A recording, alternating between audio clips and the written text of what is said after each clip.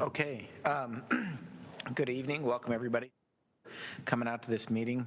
Just a little bit before we get started, it says we'll do introductions, but I think we're going to flip that and talk about the CWMU Advisory Committee, what we are, what we aren't, what we do, and what everybody here can expect, and then we'll do introductions. So the CWMU Advisory Committee is a committee that it's established in rule. In rule, it sets forth who is on the committee, who they need to represent, and that there's a process for being recommended and then appointed by the board to this committee.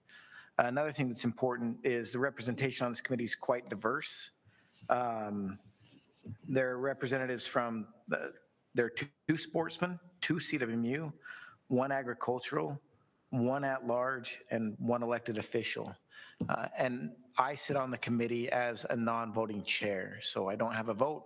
I help run the meeting and orchestrate the meeting. I'm Covy Jones, and I'm the wildlife section chief. So tonight, what we can expect, again, because this is a public meeting, it's being recorded and broadcast. And what we can expect tonight is that we will have a presentation by the division. We've grouped these things on the agenda, but we'll break it out by CWMU at that point. The division will say something. After that, the committee will be allowed to ask the division personnel questions, and then we'll allow representatives from the CWMU to add anything that may have been missed, and they'll have 3 minutes each to do that. So we're okay with more than 1 representative from a CWMU. If there's something that got left off, we ask us to try, just because of the length of the agenda, that we try to stick to that 3 minutes.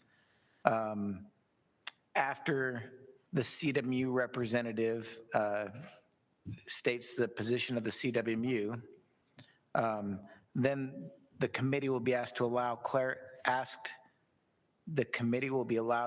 clarifying questions of either the division or the individuals that presented from the CWMU.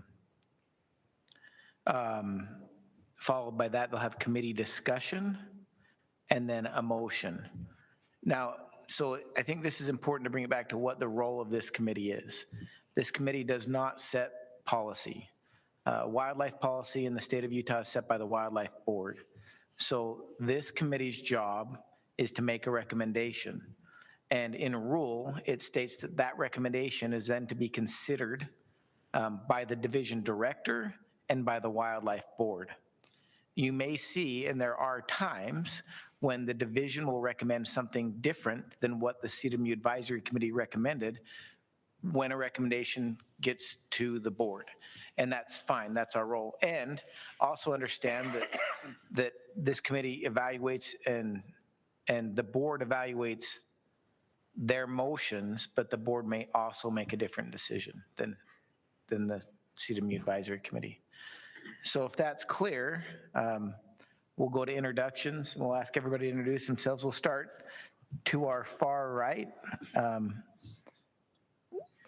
with Mr. Robinson. And I thought it was the other right. Depending on which I guess, yeah, it's looking. Perspective. So I'm Chris Robinson. I'm CWMU, I guess, president and a member of the Summit County Council. Mike Christensen. Clint McLean, sportsman. Eric Thacker, USU Extension. Greg Wilding, at large. Tim Friess, CWMUs. Mike Lauder, sportsman. Randy Elliott, one of the elected, I guess the elected person on the board, but Davis County Commissioner. Okay, thank you. One more thing before we get started that I want to bring up, and that is that, and I've stated this before, but because this is a public meeting, if we're going to talk, we do it with a microphone that's on so that we can capture what happens in the meeting. And so if there's a lot of chatter in the crowd, it makes that hard. And with that, we'll move right into Chad's presentation.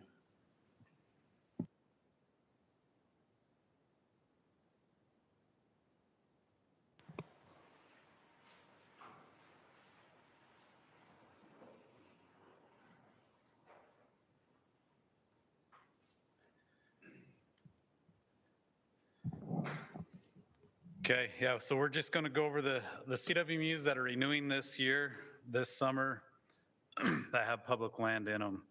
I'm trying to run my computer. There we go.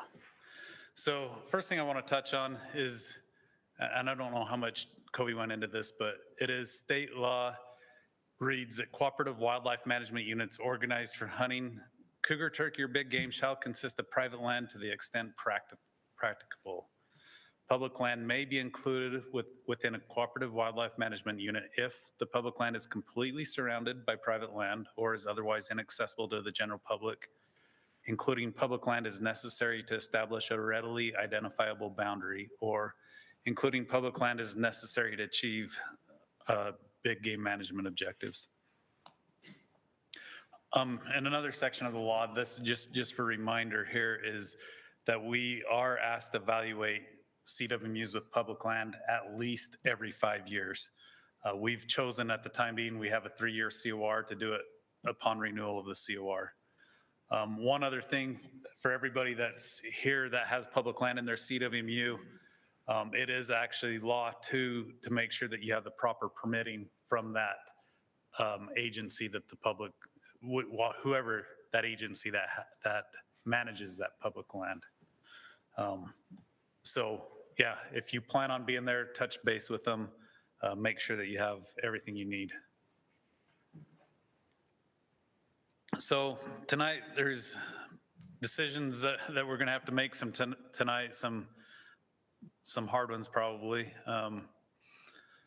But just as a reminder, all the CWMUs that have public land in them, they were there for a reason, and it fit one of the 3 criteria that we just went over. With that being said, technology has changed. It's not the same as it was 20, 30 years ago, and there's a lot more ability to know where you're at on the landscape. With that being said too, sometimes that technology, we can know exactly where we're at.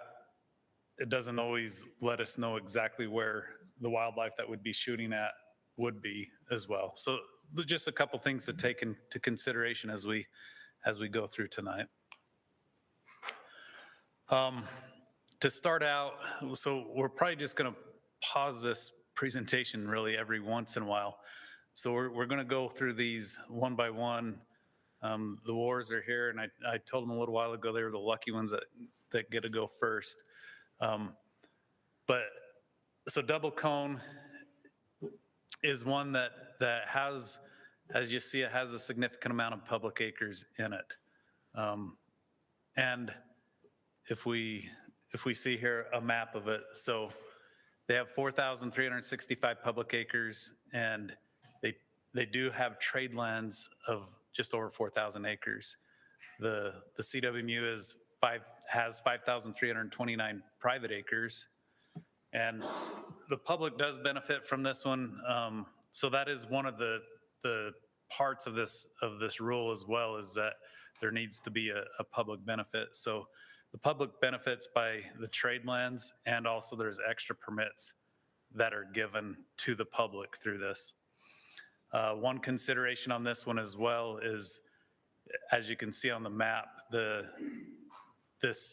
private land is not contiguous. So if the public land gets taken out, Hey, then, Chad, real quick, what are trade lands?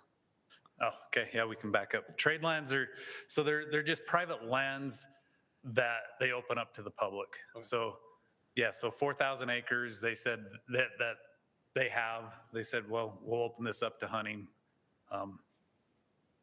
to offset the public land that's in there. Okay. Okay. So yeah, so really on this one, if the public land's out, it's not a contiguous CWMU. So this one was put in, like I said, for DWR management. It's out in Box Elder by the Nevada border. Without this, we probably don't have the amount of elk that we do now. Like there'd probably be significant less tolerance for elk. And then I'll stop here, and we want to stop here and then have Yes. Thanks, Chad, for your presentation.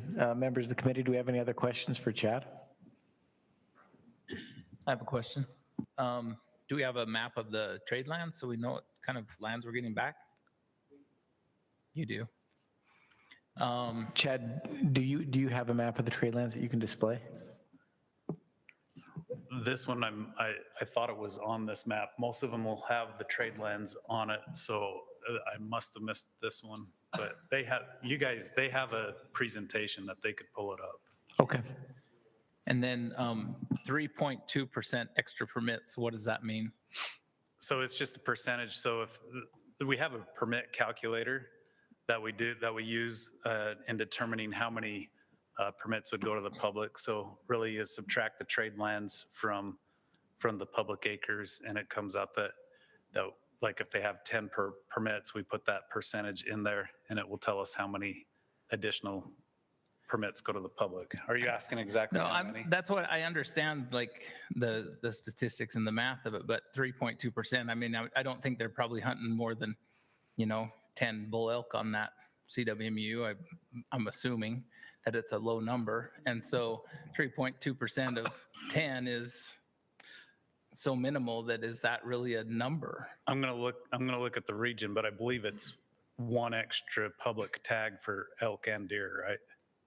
So with the tag numbers where they're at, it is an extra tag for the public. Each year or during the life of the Corps? Yeah. Each year. Is this a CWMU for deer and elk or just? Yeah, it's both. So how do you get to 10,000 acres for the elk? Is it the inclusion of the 5329 or the public acres that somehow get it, or is there variance as well? Yeah, and I guess if you try to do quick math, I think it's one of these that was grandfathered in quite some time ago of given that exception.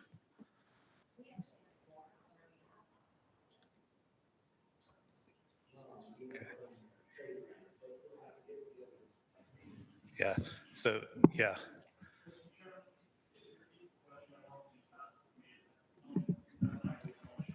My question? Yeah, I was asking whether it's for deer and elk, and if it's for elk, how this math equates to 10,000 acres. And I think the answer was that it's grandfathered at less than that. Speaking of grandfathers, are you related to Boyd War? Okay.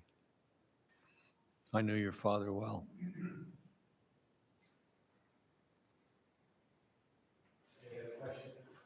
Sorry, any other questions for Chad? Okay. Oh, sorry. Chad, let's talk about the trade lands just for a minute. What kind of ground is that? Is the public utilizing the trade lands? Did they hunt it?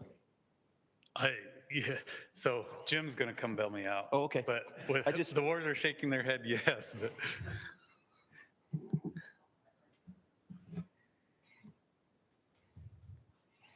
Hey, Jim Christensen, Northern Region Wildlife Manager. So their trade lands are actually spread out all throughout the Grouse Creek Valley.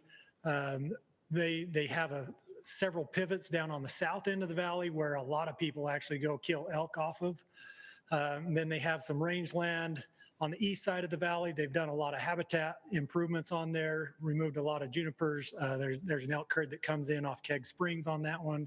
And then down on the north end of the valley as well, they've got some more area. They've got some meadow ground there where they'll cut some hay out of. Elk will come off a neighboring CWMU down into that as well, and west of Grouse Creek itself. And so it's actually really pretty good trade lands where they have killed quite a few elk. Very good. I appreciate you saying that because trade lands should be valuable to the public, and I think this meets that. So thanks, Jim. Perfect. If there are no more questions for the agency or for Chad, then we'll move on to the next portion. We have a few folks here to speak about this. Yes?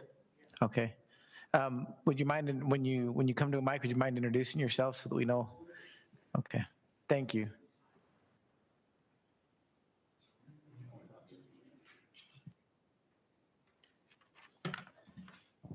Thank you all. We're glad to be here tonight. I'm Kelly War. And this is my wife, Heather. We're landowners in the Double Cone CWMU, and I'm also the operator for the Double Cone CWMU. We appreciate the opportunity to be able to take a few minutes and kind of describe our hunting unit and kind of the unique way that it's set up, and hopefully make everybody understand a little bit how everything is set up.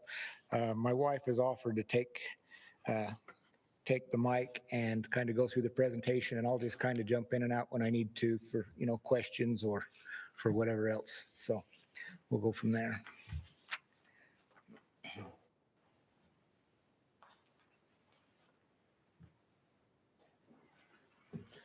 Okay, so we put together a PowerPoint presentation so that all the questions you were asking actually get answered in this. Our acreage there's a little discrepancy on that. I don't know if maybe there was just, I don't know, they're gonna have to update the map, but we have the whole map. So, okay, I am just gonna go ahead with this.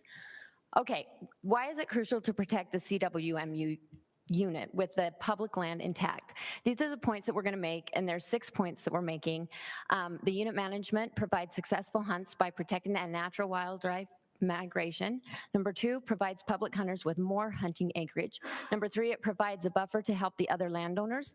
Number 4, unit owners go above and beyond to ensure successful and positive hunts to all tag holders. Provides public hunters opportunities for a quality trophy hunt. And conclusion, we value our partnership with the DNR. This is what makes the unit crucial and a win-win for both the landowner and the public hunters. Okay, on our first one here, how does the combined public and private land create successful hunting unit? Management protects natural migration of wildlife for the benefit of the hunter.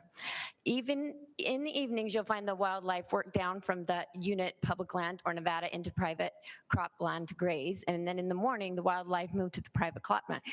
Kelly actually has a pointer, and I'm going to give the mic to him because he can kind of show you the outline. We really are glad for the opportunity to kind of show you and the unit because it is very unique. And so you'll kind of understand a little bit better why, how the ground's laid out and why it's such a successful hunt. Okay, what you're seeing here, a lot of our ranch out there, me and my brother, Kenny, you'll find a lot of this similar country where you're going to have a lot of these little drainages with lush alfalfa and oats or whatever that come down off. The elk love to, this thing working. Anyways, the elk love to come down off the hills in the evenings, and they fall down into these little canyons and draws. And as you can see, there's a lot of cover there for them to get in and out and access Nevada and their bedding lands. This over here. Kelly, you got to be at the mic. You're saying I'm not loud enough? Here, I'll be your Vanna White. You go ahead and talk, and I'll point it out. I'll be your pointer. Is this working? No, just talk to the mic. Okay. Anyways, this up in here, and this is why what makes this unit work the best is a lot of the public land that we're talking about. Like, this is what we call tabletop mountain. And when the elk are working at all these fingers in these hayfields that we're talking about, we have several drainages. Some are over here, some are here, some are down lower, but we've got fingers that work all kind of towards this mountain. Most of the public land that we're talking about, a lot of the stuff is all up in here. A lot of times the elk will, a lot of times they won't, if the elk aren't disturbed too much, if they're just, they shoot them just out of the field or in the field. A lot of times the elk won't even leave the unit. They just go up here and they'll bed under this big ledge. Other times, this is kind of their migratory area through this public land, and the Nevada line sits over here.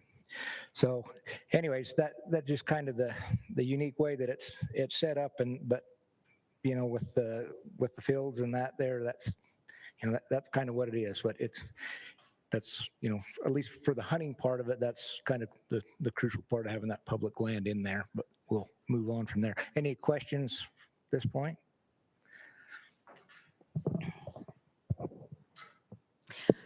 One of the quotes from the public hunter a public hunter letter, which is also attached to those handouts at the end. Having hunted this unit and seeing dynamics of the area, it would be a huge disservice to Utah hunters to cancel this unit. I say this because the area is not large, it's a honey hole. This is because the War Brothers Farm, we're not farmers, we're ranchers, but whatever, AKA their water and alfalfa, which has created a habitat desirable for the elk. Much of the public lands that have been incorporated into this CWMU have been ravaged by wildfire, offering very little of what these elk need to survive. The wars have provided on their private lands a place where the elk can and do thrive. It is because of these private lands and the food that they provide that the elk are there. This is where you'll see the maps. Kelly, again, you might want to point all of this out. All right, I'll do the best I can here. And like I said, I think we need to get with the DNR and kind of get together and get our acreages right. This is kind of what we thought there was in there, but this up here in the green on this big map is the CWMU with the public and private acres. All this other in the red is trade land. And like our Chad and Jim was talking about before, these are the trade lands. These are the ones down to the south. Used to be there wasn't a whole lot of elk down here, but since we've developed this hay ground down in here, we're getting more and more elk in here every year, and this has really become a hot spot for public hunters. They're killing 4 or 5 bulls a year out of there. And, you know, it's been a really successful spot. And then, of course, and other times throughout the year, there's elk in about all this. You know, in the wintertime, this is all winter country down in here. But used to be just mostly bulls, just bachelor bulls that come in here. But now we've got a herd of 40 or 50 head of elk in general, bulls and cows that come into here. And we've seen them all the way down as far as these south properties too, down by Lucin. And then you come up to the north, the meadows he was talking about, up at the very top of the screen. That's real good elk country too, and mule deer. They all work down into the meadows off from the neighboring CWMUs and the public ground on both sides. So, and that's what these two here show. Like I said, this is the south portion with the pivots, and this is the meadows up north of the town of Grouse Creek. So, any questions? Okay, so there's 500 acres of private rangeland and 500 acres of private cropland that have been added to the Grouse Creek hunting unit because of the double kill units trade agreement. So those are the trade lands. Okay, our vision and our mission. Our vision was to help buffer the number of wildlife that are feeding on the adjacent landowners. Our mission, these are the steps that we have taken towards this mission, is we've added one landowner's property into our unit to provide him with enough acreage to be compensated for one tag. We've offered to haze wildlife off of adjacent landowners' property back onto our unit. And we believe that by taking these steps, we have tried to work fairly with both our neighbors and the DNR in behalf of all hunters. There's a lot, as Chad was saying, that there's a lot out there of the ranchers that are not a fan. So we're really trying to work for the hunters to keep this going. Okay, so landowners use their private resources, improve the experience for all unit hunters. So we want all hunters to experience an enjoyable once-in-a-lifetime hunt. And so we offer guiding and we offer packing out. We use our own personal equipment to pack out all game animals. It's not just public or, it doesn't matter what kind of a hunter. We work with them, we help them lodging and meals and additional recreation. It's also not, so my husband and my husband's brother and my son, they're the ones that do the guiding. So it's not, which there's nothing wrong with hiring a guide, but we don't. And so they know exactly the terrain. We've been out there for 25 years. We've watched them from year to year and how they migrate. So they're successful, and they encourage them, the hunters, to stay out of the places they should stay out of. And so that they have a successful hunt, and it's nice because they're using their equipment. Obviously you don't have to pack it out. Although I think you see one one hunter that wanted to pack it out on here somewhere. Anyway, we are providing a rare opportunity for public trophy hunt. This is another quote from a public hunter. With the increase of a public interest in hunting, it has become apparent that quality has taken a back seat to opportunity. Many of the units that have been historically quality units where bulls of 360 plus class could once have been harvested, have been reduced to the point where the ability to be harvested even a 320 plus class bull is all but impossible. So we are, we're admitting there is less quantity of tags. There's a limited opportunity. There's one public tag per species that's available per year on the double cone unit, but it will produce the mature trophy buck or bull hunt that hunters' dreams are made of. So we are putting quality above quantity. 100% of the antlerless tags are public draw tags. Okay.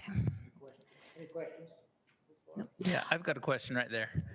You said that there's one buck and one bull tag for the public every year.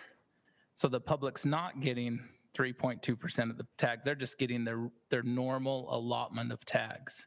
They're not getting extra tags.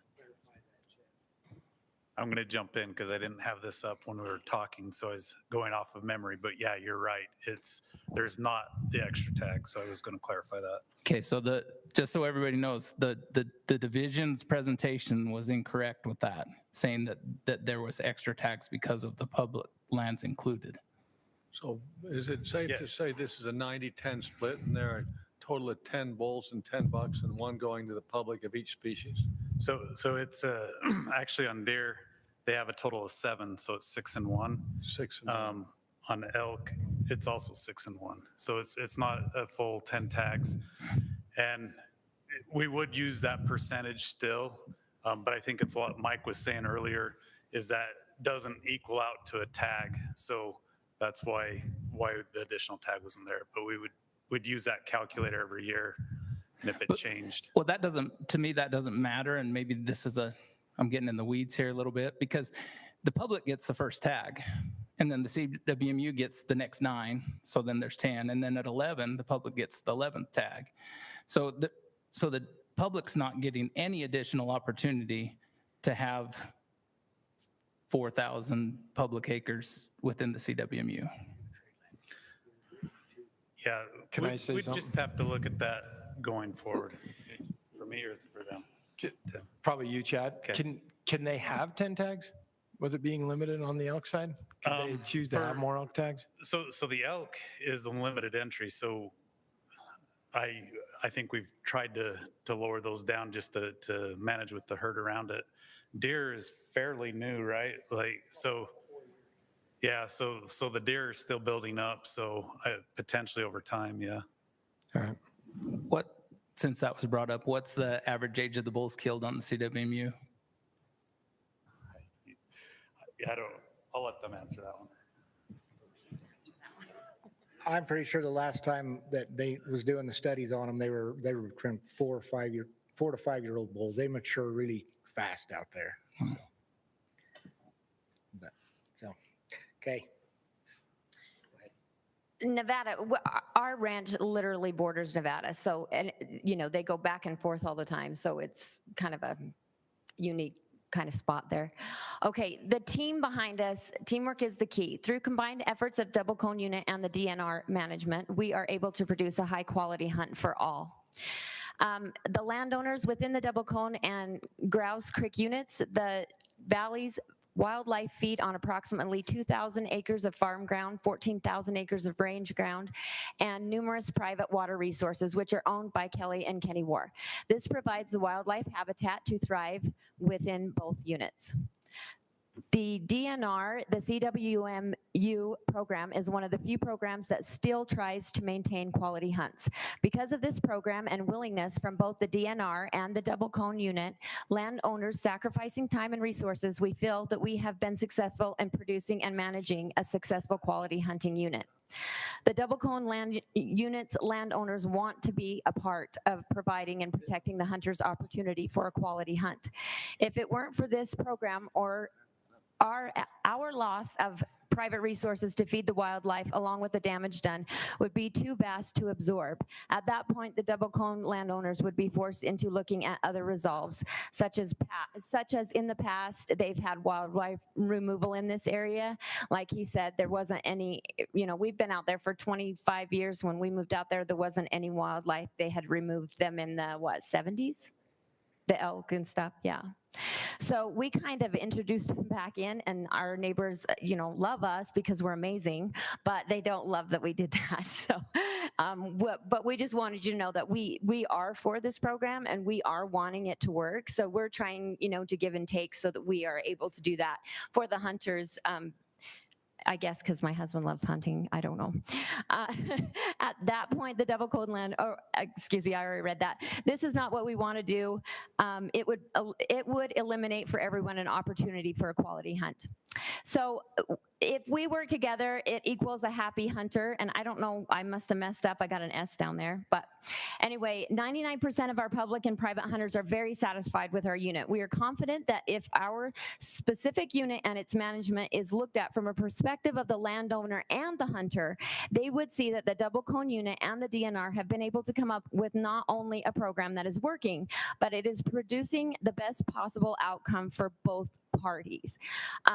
Now, I know that you can't kiss all the pretty girls, so there are some that don't love it, but really the majority of the hunters and, us are satisfied working with you guys through the program. Kelly? I just wanted to kind of step back a little bit because, we got to obviously get with the DNR and work on some numbers and percentages and stuff like that. But one thing that I think that is crucial that needs to be brought to the attention here is you've got the amount of acres and then you've got the quality of the acres. The wildlife are not going to be on those public lands, very few of them, without the private water and the private cropland. That's what's bringing the wildlife down. And then the other thing is, if it does go through and they decide to open that public land back up, they're going to have really good hunting for a couple of years. But we've watched these elk for 25 plus years, and we know them elk like the back of our hand. We know their habits. They'll change things a little bit, one field to another in time. But I guarantee you, when they just turn hunters loose up in there in no time at all, it'll pressure them elk out. And it'll be back to being everywhere else where they no longer can have the hunting experience like these guys do. It'll be like everywhere else where they go out and they got to compete with, another 1,000 hunters. They got to compete with all the orange on there. And it just, I don't feel like it'll be a win-win situation for anybody. It's just showing, looking at it, maybe it looks like there's not enough public access for hunters and things like that right now. But I think if you look at the broader spectrum of it, I really think it's set up pretty fair. And I wish that there was a way in the future that we can start gauging to know how many animals are actually taken off those trade lands. Because, I can tell you how many that I hear about, but I know they're taking as many elk off from our trade lands as we're taking off from our unit total. Mr. Ward, we really appreciate the presentation from both of you. I think at this point, we're going to see if there's any more questions and go to committee discussion, just in the interest of time. Thank you. And thank you for clarifying a lot of that. We do appreciate it. Okay. Any more questions for either the division or for the wars? For Chad, just real quick, isn't there a satisfaction rating that the public fills out, those that have hunted the double cone? Yeah, we have satisfaction ratings. Let me get that. But as I'm looking for that, just to clarify, the CWMU average age was 8. And what does the surrounding lands unit? Isn't that Grouse Creek unit? Yeah. So what's that managed for? They just changed that to 5. I have a short-term memory and I can't do 2 things at once. Jim Christensen again. So up to this point, it's been 4.5 to 5. Mm-hmm. And then it was recently changed with the new statewide elk plan to 5.5 to 6. Okay. So they're over that by a substantial margin. This is Daniel Slee, the box elder biologist. I just did an average satisfaction rating for the double cone from the both public and private hunters on the land, averaged from 2017 to 2021. And for both the deer and the elk hunters had an average satisfaction rating of 4.0 out of 5. And in most years, the public hunter had a satisfaction rating higher than the private hunters. Chad, I had one more question.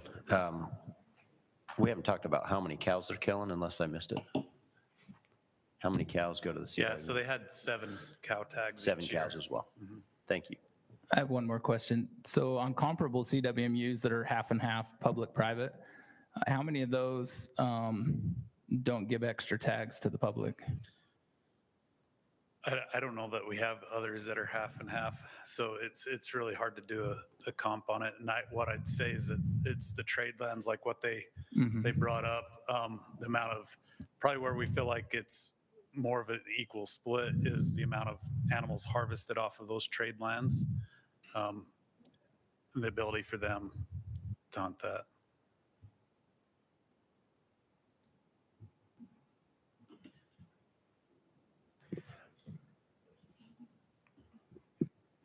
Okay, if those are the questions, we'll bring it back for committee discussion. Just one more quick question. What's the success rate on the antlerless hunts? Anybody have? Let's. We're going to have to say it into the microphone. Just get a percentage or. Yep. Sorry, guys. Yeah, the antlerless hunt, definitely the percentages aren't as high for what we're seeing. And we try to get the antlerless hunters in there at least as early as we can, like in August. We try to give them 2 weeks in August. And then for the small amount of acres and for the 7 hunters, it's almost nearly impossible to give all the bull hunters their 4 or 5 days. So generally we try to get the bull hunters through the month of September. And then after that, we open the antlerless right back up. But, you know, a lot of it's not always because the elk aren't there. A lot of people, they put in and they come up and they drive up and down the road and they, you know, we can't make them, you know, do it or go to the places we tell them to be. And we get a lot of that with the cow hunters. It just, you know, it's hard to get them that way. So, but I don't know exactly what the numbers are, but, you know, it's definitely a lot less than the bull or the bulls or the bucks. So. Does the biologist have those numbers?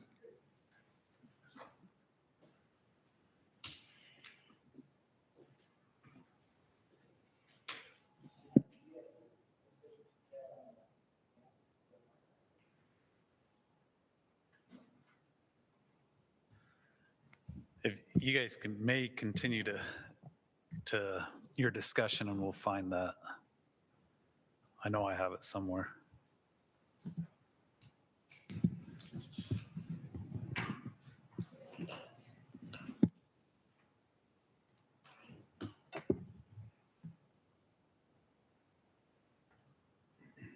Well, I'll go out on a limb and start the discussion if you guys are ready.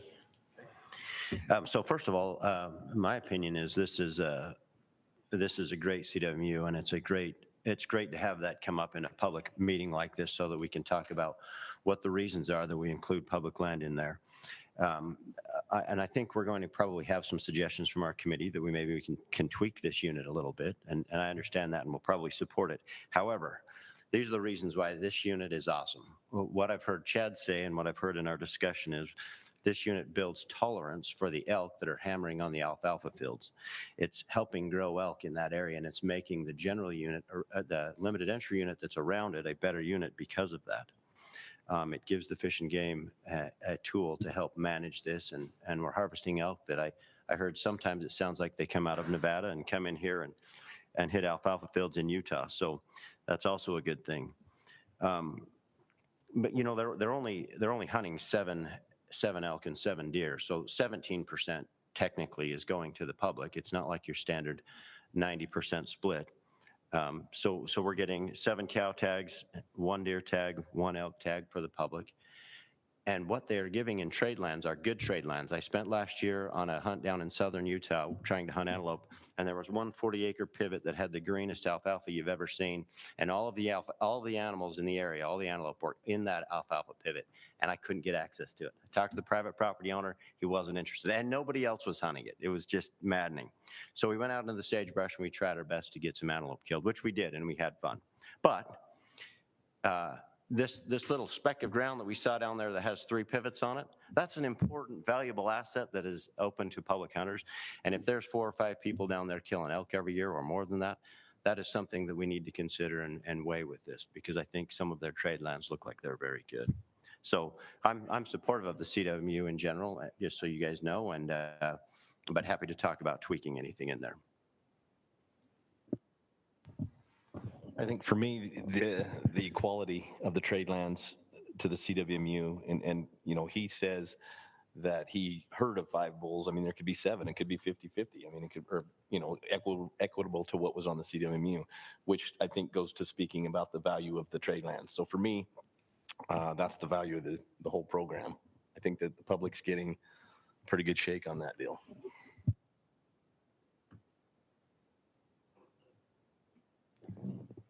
Contrary to what people might think, I want the CWMU to maintain its status also. I think it's a good CWMU. I've heard good things about it. I tend to agree on the trade lands that they're a good thing.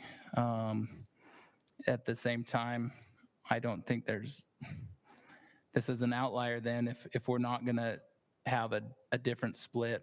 I don't ever buy the argument that since, you know, there's less than 10 tags that's a bigger split, because it's not, because the first tag goes to the public, period.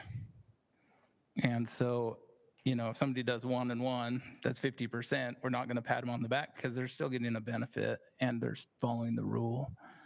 I think that there needs to be some kind of an additive factor for the permits that they're receiving. They're killing bulls that are well over the average age for the comparable, you know, limited entry unit around them, which is a good thing. But you know, when we start doubling, I mean, it was essentially doubling the age of the unit around it. Now that age has changed a little bit with the new management plan. I think that they could take more elk off of there. You know, I would be open to some kind of a, you know, 1 more elk tag for every COR, or maybe 1 more deer tag for every COR. Just something to show that there's a value to those animals too. There's a reason why we want to maintain it as a CWMU, the people on this table, and there's also a reason why the landowner does, because it's a good thing for them also. If I can interrupt, I've got, they harvested 6 in 2021, 3 in 2020, and 0 in 2019. Was that the antlerless or was that the bulls? Cows. Cows. What was their bull harvest in 2019? I've got that right here. Let's see. Looks like they had 6 out of 7 harvest, 83%. If I remember right, and my memory's not always the greatest, but that was right after the fire, right? Oh, you got to talk. You're gonna. I'll talk. We're gonna make. Paul's gonna. He's gonna go crazy because he wants to come to the mic. Yeah. But yeah, we had the fire the year before, and it really changed things in that area. So that might have something to do with it. The cows are coming back and the harvest is coming up. I feel like we've had some good discussion. We've got a lot of data. We've had some thoughts thrown out there. What direction does the committee want to go on this one? Covy, is yes. There's the reason this is up for review. It's just a periodic renewal because it's an outlier. This process isn't instigated by any kind of a complaint-driven process or anything else. No, not at all. It's just the fact that state code says if you have public land in your CWMU, you've got to evaluate it at a minimum every 5 years. Okay. And so that's why we're here I today. mean, it seems to me it's been working. It seems to me that it's of long standing. And if there isn't any evidence to say that there's a problem, I don't know why we'd create one and not just let it continue. It's been well reviewed tonight. So Covy, can we then make a so we're making a motion to recommend a continuance of the COR. Yeah, and we don't have to complicate it because we know what the rules are. We're making just motions. So just make a motion and we'll accept that as a recommendation to the director and the board. Can I just ask a question real quick before you do that?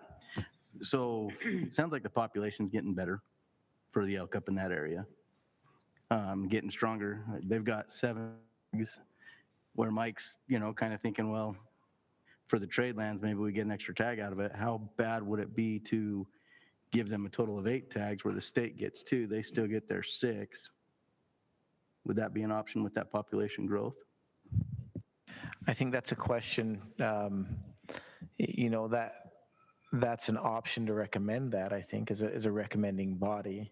And then we can take that back and work through what that means. But again, that's just a recommendation to the agency and to the board. And then the division may agree with that recommendation or may modify that. But I think that's what's so great about this committee is that, yeah, that's an option, yes. Yeah, and the reason why I say that is I've sat in meetings with the board and, they gave an extra 400 acres of public land to a CWMU on one case, and they required that CWMU for that 400 acres of public land, they required them to give up 1/3 of a tag a year, so 1 tag over the core. Whereas I understand that there's some good trade lands, and I love it, and I love the partnership. I'm not trying to bag on that at all. But I just think that giving I love what Clint said, if we gave an extra tag every year for deer and elk, but I think the public should get at least an extra tag. The recommendation that is that we give at minimum an extra bull and an extra buck tag over the course of the core. And I don't think that's going to be a burden to them. You mean 1 extra over the 3 years Yes. cycle? Okay. Of each species, yeah. Okay. At minimum. Now, the division can disagree with me and add more, Covy, if that's what the division would like to do. I'd be all for that, too. Well, let's see where we are in form of a motion then, if somebody's got a motion they'd like to make. I'll make a motion that we,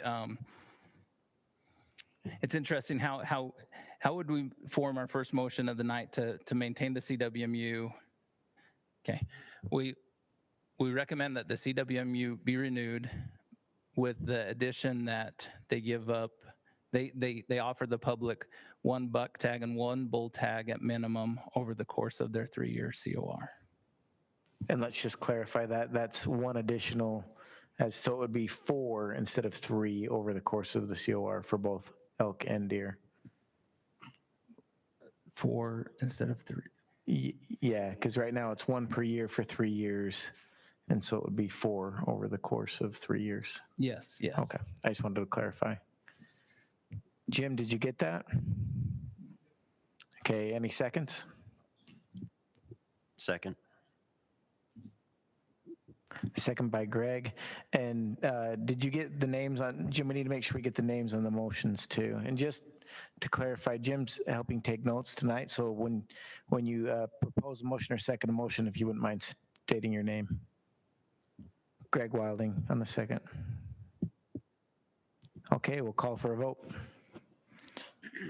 All in favor? Aye. Aye. Aye. Aye. No. No. I'm going to go with a no on that one. I think that's 4-3, so motion carries. And we usually like to give an opportunity as to why the no vote. So we'll start with Tim and go there. I just think that they're giving enough in the trade lands. That's providing a huge public benefit, and there's no reason to give another tag on the CWMU. I agree. I think the biologist, if he felt like the unit was doing well enough where it's a limited entry, they would have ask for another tag for the public outside of the CWMU. I think that the trade lands are equitable, and I don't think necessarily our deal to change the dynamics of the unit. Yeah, likewise, in that way. You guys are doing a great job out there. A lot of landowners don't do that. A lot of landowners say, get off my property. I've gingerly moved off my cattle ranches, elk and deer, and so I'm glad that you guys are doing that. And so I agree with, like the other two said, that, keep it at 3. Okay, with that, we'll move on to the next one. Thank you, Chad. Yeah, and I think it was 5-3 if everybody voted. Nobody abstained, right? We got 8, just for the record. Okay. Numbers are hard. I know, especially on the spot. Paul, are you getting mine back up?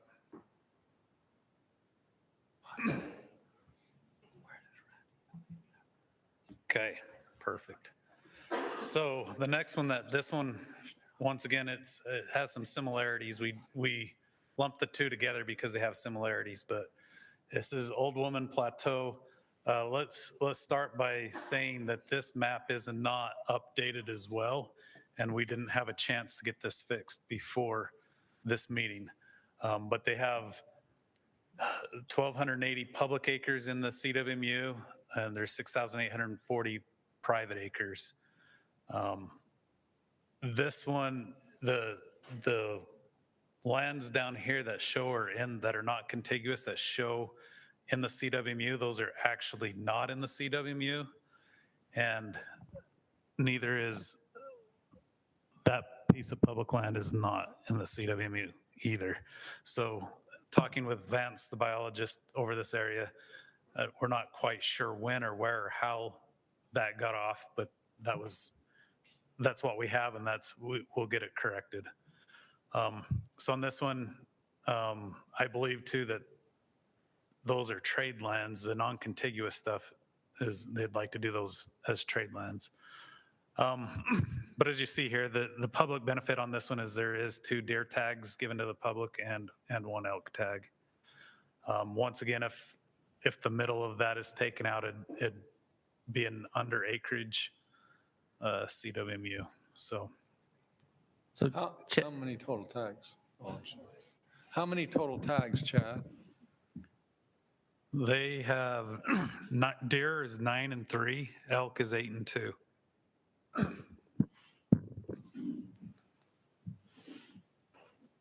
So that deer is 9 and 3 and elk is 8 and 2. So there's 3 public tags. So that benefit is the 2 additional tags. Yeah.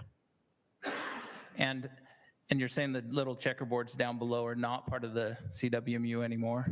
Right. Because I've hunted that CWMU a couple times and they've always been part. So They have? In the past they were, yeah.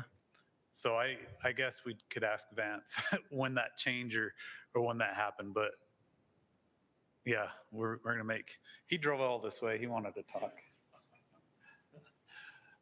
Thanks, and sorry for the confusion. So the checkerboards are currently in the CWMU, and what the email I'd sent to Chad was that if the committee believes that we need to have some trade lands, the CWMU is willing to use those small little checkerboards and take them out of the CWMU and use them as trade lands. It's not enough to compensate for the larger chunk of Forest Service, but that's what they're willing to do. But as of now, on our official map on the website, they are currently part of the CWMU. Sorry, Chad. So I guess I totally misunderstood Vance. So I scratch almost everything I said. That was going forward, not past. So just to clarify, so they're saying that they would be willing to just give up those trade lands and then still maintain everything else as status quo. Permits, everything like that. Do you want to ask the operator is here? Is he? Yeah. Oh, yeah. Oh, then we can ask when he presents. That's perfect. Any more questions for Chad? If not, we can turn some time over to the representative for the Old Woman CWMU.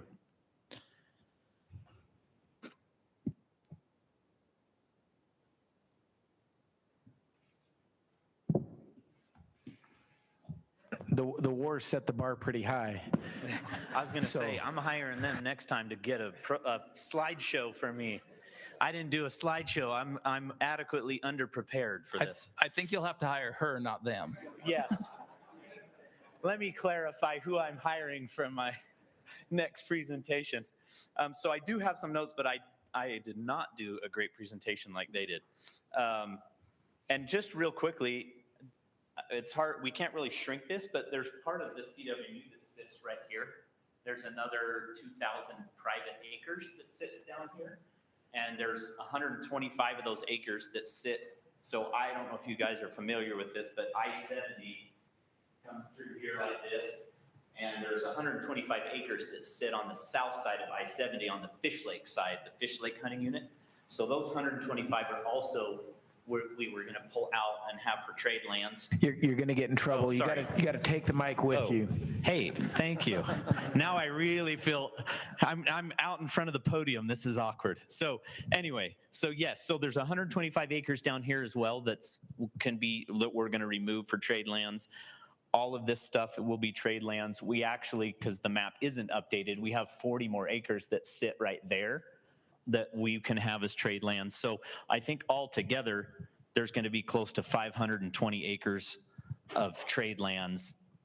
And the reason we don't have the trade lands yet is because this is just new to us. So the trade land things has come up more recently. And so let me just give you a little history. So we've been a CWMU since the year it started. We're going on 30 years.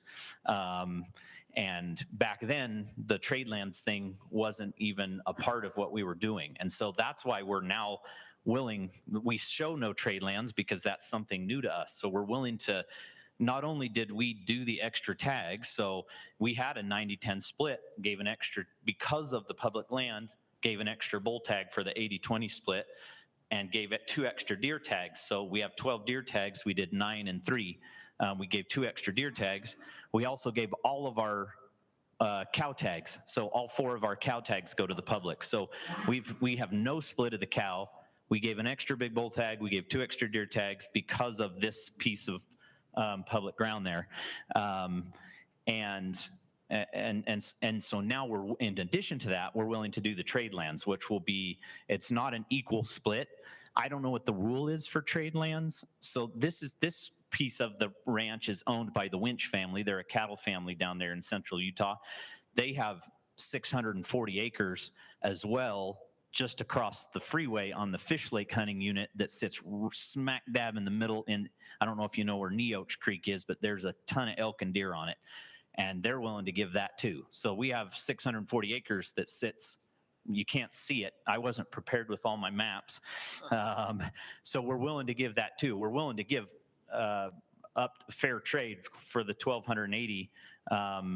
It just doesn't show some of it on this map. And because this is new to us, we will be proposing it in our application, for our renewal application. So I just want to give you a quick history about our ranch because we've been in it a long time and there's new faces that come and go. So we've had a really high success rate on our hunts for a long time. Now, obviously it goes up and down depending on the year. But over 30 years, we've kept it really high. And just a little bit of our cooperation that we've had with the state and with the ranch that sits here, I apologize, you can't see it. There's 2,000 acres there. We've partnered we do not run cows on that 2,000 acres. It's strictly wildlife. And over the 30 years, we've put in 9 miles of underground water lines, 7 new water holes, 1,000 acres of brush removal, reseeding, fire. We have done so much to this land. And just for wildlife, we don't run cows on it. And the hunting has changed over 30 years to the point, I mean, it's unrecognizable. The amount of elk that are brought into these properties because of the time and the money and the projects we've put in, it not only benefits the hunters that hunt our ranch, the public hunters, but the elk don't know where the boundary is. It's amazing how many elk get killed all around us because we've created a property and an area where the elk flock to, and they're in and out of the property. There's bulls being killed on the outside, and then they come into water and they go back out. So the benefit to the public for what we've done over 30 years has grown and grown and grown. We've probably, I mean, between us and the Winch family, we've probably spent, the Winch family alone has probably spent close to $100,000, $200,000 putting water lines where they pump water from their private water out onto the public. Now, granted, they're doing it for cows, but it benefits the wildlife. It has brought wildlife into all of this forest ground because they've run water. There's the Old Woman Plateau has a shortage of water. And so the two private landowners, we've put close to $200,000 into our water lines and our habitat and our feed. And our land is strictly wildlife. We don't run cows on it. We've done that just for hunting. And so that is a huge benefit to the public around us, the people that draw the tags. And both these ranches, so this is a little higher elevation. This is crucial for, there's elk that calve here. So there's habitat, they calve here. Then as it gets later and it gets colder, the elk move down to the lower elevation to this other property. We have hundreds of elk that will winter on this property down here, and they'll eat all the feed we've grown, the water, all of that stuff. They will winter all winter long down here. Yeah. And this is great. I think there's a lot of questions that the group may have. Okay, can I just get to one Sure, little section? I apologize. I know I'm over my 3 minutes. You're good. We're struggling with that tonight, but Okay. I'm concerned as I look at the agenda. I know folks have a long ways to drive. Okay, let me just jump really quickly on what we believe with our public hunters, because this, I think, is the pride of our unit, okay? We're hunters, and we draw hunts ourselves. I just kind of want to tell you how our hunts go for our public hunters up here, okay? Obviously, you know the splits. We give extra tags across the board for this land, and we have no problem doing it. I mean, we've loved it since the day we started. And so I just want to give you an idea. So our public hunters, they get to hunt right smack dab in the middle of the rut. They get to hunt from the 3rd to 4th week of September.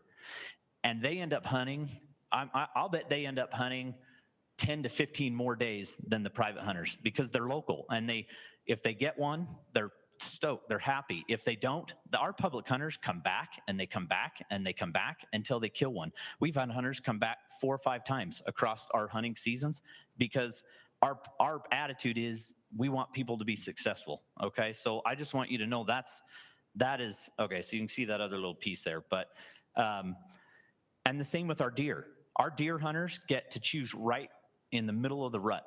We get to hunt till November 10th, and our public draw hunters get to hunt right up till, they get to hunt any time in November they want. So our public elk and deer hunters get all the primetime hunts, and because we know if we waited 16 years to draw a tag, we want the best opportunity possible. So I want the committee to know how we treat our hunters. I mean, our public hunters, they just, I mean, we end up actually helping them half the time for free just because we like to go up and spot, and we end up helping them hunt. And so I just want to let you know, I mean, that's reports we've been given over and over and over from our public hunters is how much they get the prime time. I know. And so, and they get a lot of time to hunt. We never turn people down when they want to come back and try and fill a tag. And so I know I didn't get a lot of time to really go over all of what I wanted to here. But I just think in general, if you were to, let me just end with this. Well, as far as age class, that's come up before. We're actually killing bulls. They manage the manti for that 5 to 6 year age. That's what they were managing for. I think it's changed to 4 to 5 after the new plan. But our bulls are coming in that 6+ range. So we're killing, our bulls on average are at the top end of the age class for around us. And it's because of the way we manage and the way we are able to hunt that unit with the private or the public in there. And the way we're able to give our hunters the ability to hunt those areas that we have spent 30 years improving. So I guess in general, we want our hunters to be successful. I think to take the public tag away, and to have our CWMU go away would actually be more detrimental to the public hunters than it would be to the people that would gain the advantage to hunt around us. And so anyway. let's, we appreciate your presentation. I think moving forward, Paul, we're going to ask to implement the clock because I want to be fair to everybody here. And if not, we're not going to get through this tonight. But with that, do we have any questions? And I'm sorry, I didn't get your name at the first. Michael Labrum. Any questions for Mr. Labrum? Michael, how's your cow elk harvest? Well, a little bit of depends on the weather because if the weather's coming in and out. So like this last year, I know we killed 3 out of 4, but it's because the fourth hunter didn't even come. He had stuff come up and didn't even show up. So I think some years were 4 out of 4, some were 2 or 3 out of 4, but. We're looking at in front of us right your now. percentages here for the rest of the committee. They're 67%, 100, and we had a low 30, but then 100, 100, 100. So they generally do pretty damn good. Yeah, it's if we get a big heavy snow, it sometimes can affect some of the transportation in there. But Is it junior? Junior, it is junior. Okay, just making sure. So what's the permit split that you guys have on your CWMU with the DWR? Is it a 90-10 or is it? Well, we have the 90-10, but we added to an extra for the 80-20 because of the public land. But it's set at 90-10, correct? Yes, Okay, it's set. That's a clarifying question I needed. Thank you. Yes, it was set at 90-10, and then we added to compensate for the public land.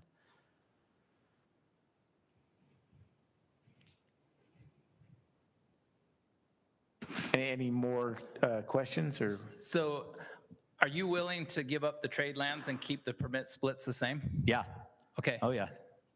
Here we go. Okay, we'll bring it back for committee discussion then. Can I say something, Mike? Yeah, go ahead. I think they're giving a lot of tags. And I don't see the need to trade the lands too. I mean, honestly, they're giving, what is it? 25% split on the deer and 80-20 on the elk. I think that's good for what they're getting, personally. I kind of agree. I would agree, but the trade lands are fairly small.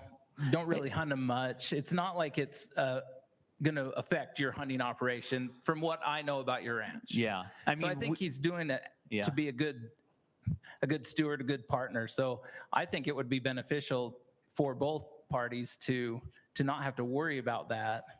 If they're willing to do that, I don't see why us as a committee would want to try to tell them what to do.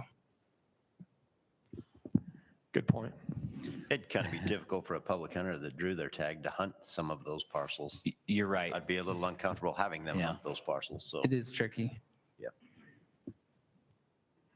It also, by making those trade lands, it also creates a situation where we don't have to justify why there's discontinuous acreage included. It cleans it up quite a bit. So I'd be inclined to agree with, if the CWMU wants to give it up, it makes sense on a couple of levels. So I'd let them do what they want. All right, I think that's some good discussion back and forth there. Tim, did you have something to add or? I wanted to make a motion. Let's hear it. I make a motion that we approve the Old Woman plat, or recommend the approval of this CWMU by adding these trade lands, these non-continuous trade lands, and keeping the split the same. Second. Okay, so motion made by Tim and seconded by Randy Elliott. Could I say a clarifying comment? Yes. I think the motion is to recommend the renewal of the CWMU, but withdrawing from the CWMU those disparate lands and making them trade lands. Is that accurate? That is correct, as I understand. Yep. Okay, with that, we'll vote on the motion. So the motion is to recommend renewal of the CWMU, maintaining the same permit splits, but adding those small, I'm ad-libbing here a little bit, removing those small non-contiguous pieces and making those trade lands. So there's a few, looks like 40s, and then a little bit in the Fish Lake unit. Another section in the Fish Lake, wasn't it? 120 in the Fish Lake, 120 acres. 120 acres was on. So I got another clarifying question. with maintaining the splits, would that be maintaining it 90-10 or 80-20? It's maintaining the deviation from whatever the election is. So they could can't elect split the- whatever, but then it's got to go down to, 9 and 3 and 8 and 2. yes, yep. Got it. Randy.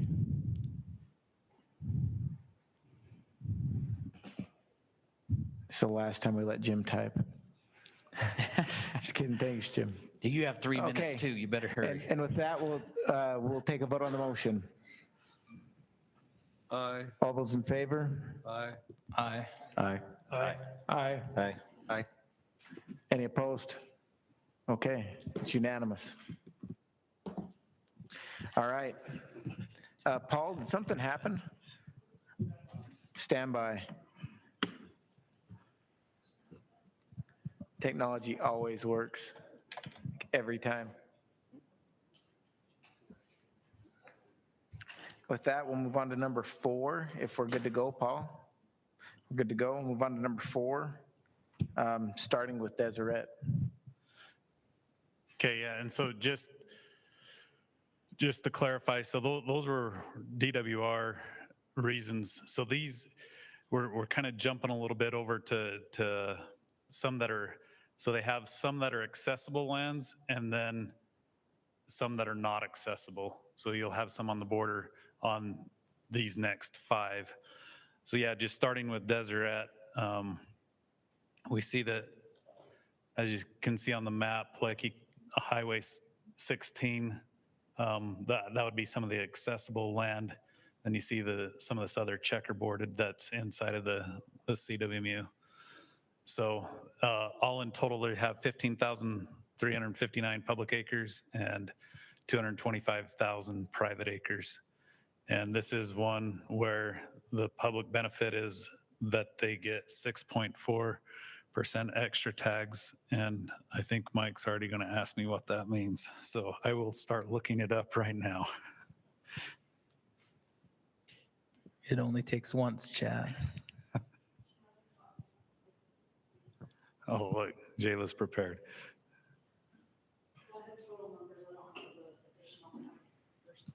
You can do the percentage. Jayla Walden, District Bio. So Deseret in 2021, 2022, and 2023 have been pretty consistent. So for deer, they've had 77 private, 14 public. For elk, they've had 89 private, 17 public. Pronghorn is 21 private, 16 public. And then moose, for 2021, they did 2 and 2, and then 2022 and 2023, they did 2 and 1.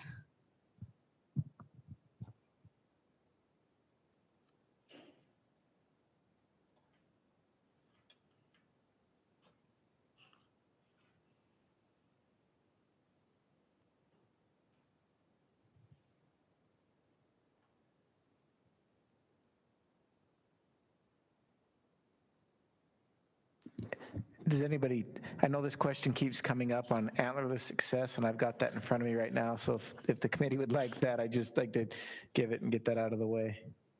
Yeah, do it. All right, so antlerless elk success rates. So this is, they had 305 permits. Of those, 296 actually hunted last year with 85%, almost 86% success. The year before that, 253 hunters with 94% success. The year before that, 207 antlerless elk hunters with 91% success. So that is what getting it done looks like. Chad, just for point of clarification for me, antelope is supposed to be 60-40? Yeah. Okay, so, and then, so it looks like they're giving up extra deer and elk tags for the public land included, but they're actually short on antelope. Is there a reason for that? I think it was an oversight. We had that big die-off up there, and I'm assuming that when that happened, then with the change of permit numbers, that it was an oversight. I actually noticed that when I was putting this together too. So this summer when we renew, we'll do the calculations on that, and if it makes a difference on moose too. I know. So and then one thing I'm struggling with a little bit is also like in the past, so if that was the, 1 year anomaly, in the past, did they give up more antelope tags because of the inclusion of those lands? Because that's actually accessible. I can answer that, Mike, remembering as a program coordinator, the answer is yes. Yeah, they gave up tags for pronghorn. Over and above the 60/40? Yes. Perfect, thank you.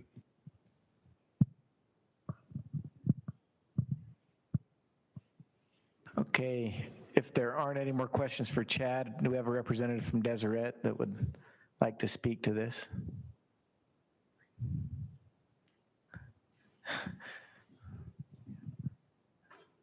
Looks like Mr. McFarland's here. Thank you, Scott.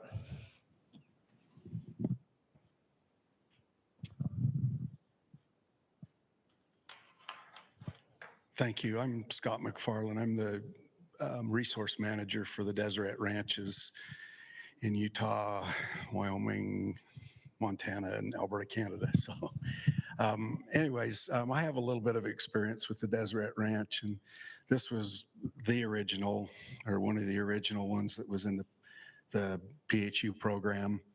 And it was originally the public lands when all this, the rule for the CWMUs for the PHU were being fleshed out. They were kind of using this as an example. We've got, like they said, there's a little 15,359 public acres included in it.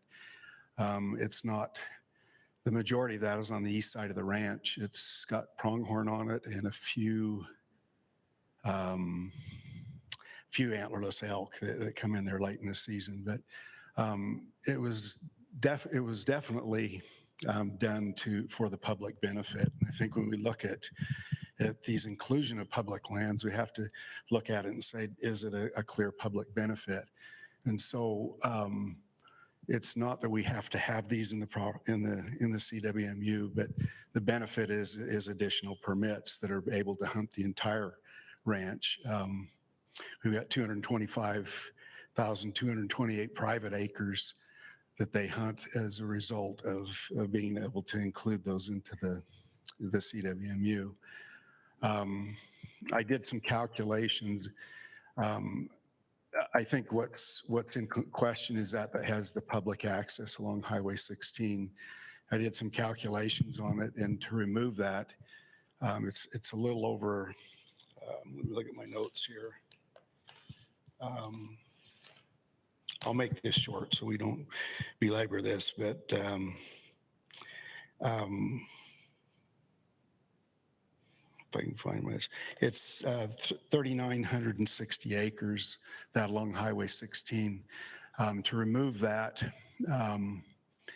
it would result in 1 less deer tag and 2 less elk tags to be able to hunt on the entire ranch. So it's not a piece of property. We hunt a few pronghorn on there, occasional cow elk if it goes on to that shot from the west side of the ranch, but it's not something we really hunt. It's the benefit is to the public to include that because they get to hunt the entire ranch for deer and elk and pronghorn. I didn't catch that if it was a 60-40 split. It should have been included in this last one, but anyways, that's the public benefit for it. So, Scott, I have a question. Sure. It's more of a boundary question. What is the boundary along that side, just for the committee? Along the east side there? Yeah.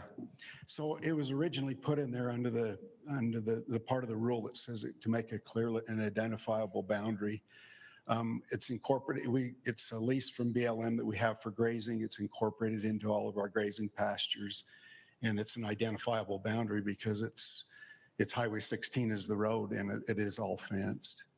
Okay. So that's the part that was put in for under the CWMU rule. Thank you. So as I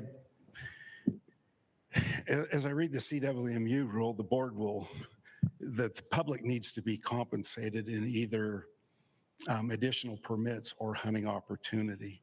And so this is where we've created an additional hunting opportunity that is a direct benefit to the public. Any other questions from the committee on this one?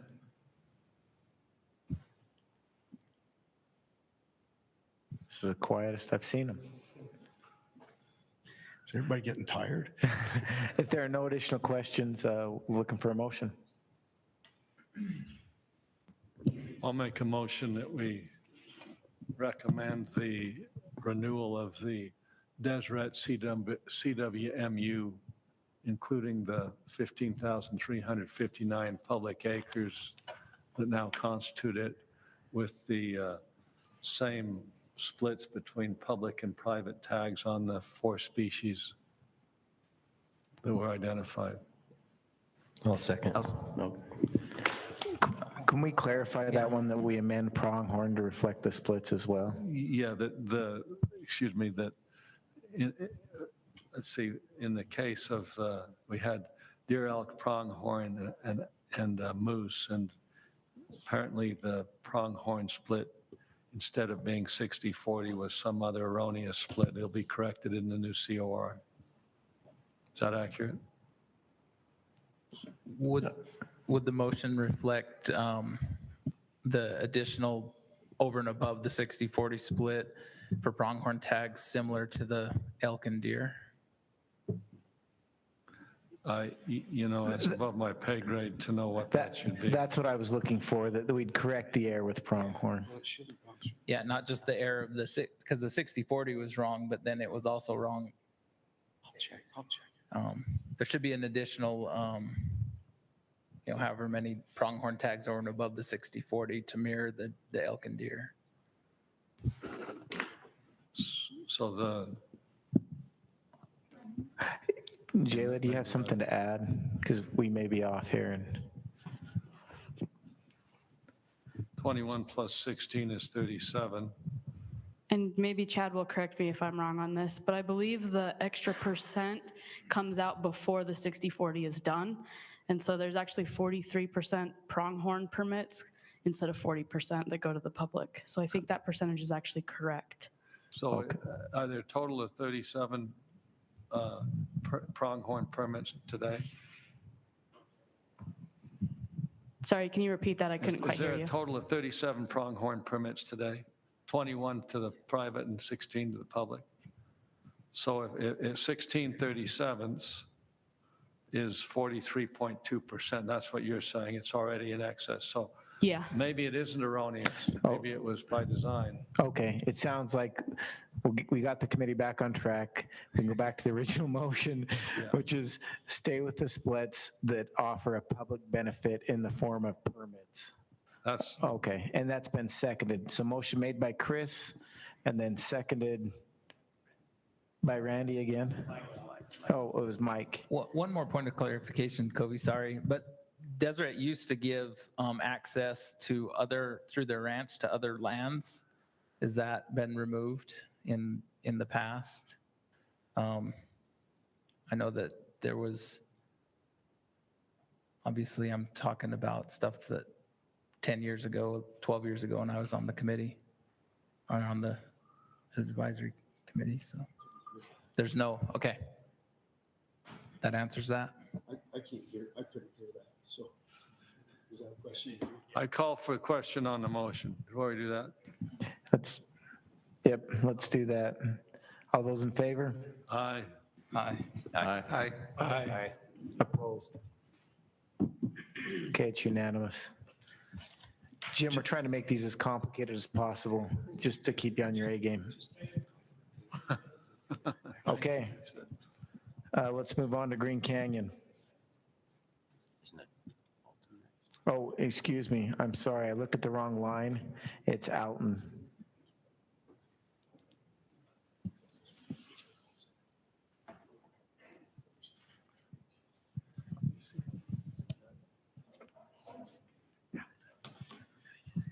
All right, we're moving right along now.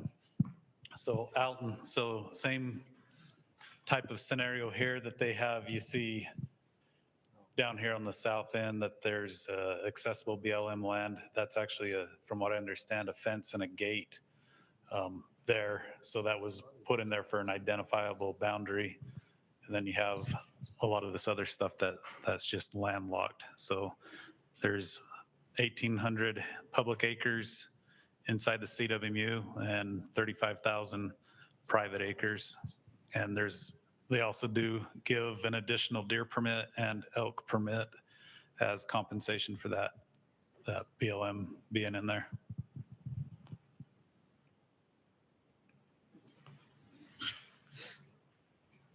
Any questions for Chad? Okay. Looks like we have somebody here from the Alton to speak.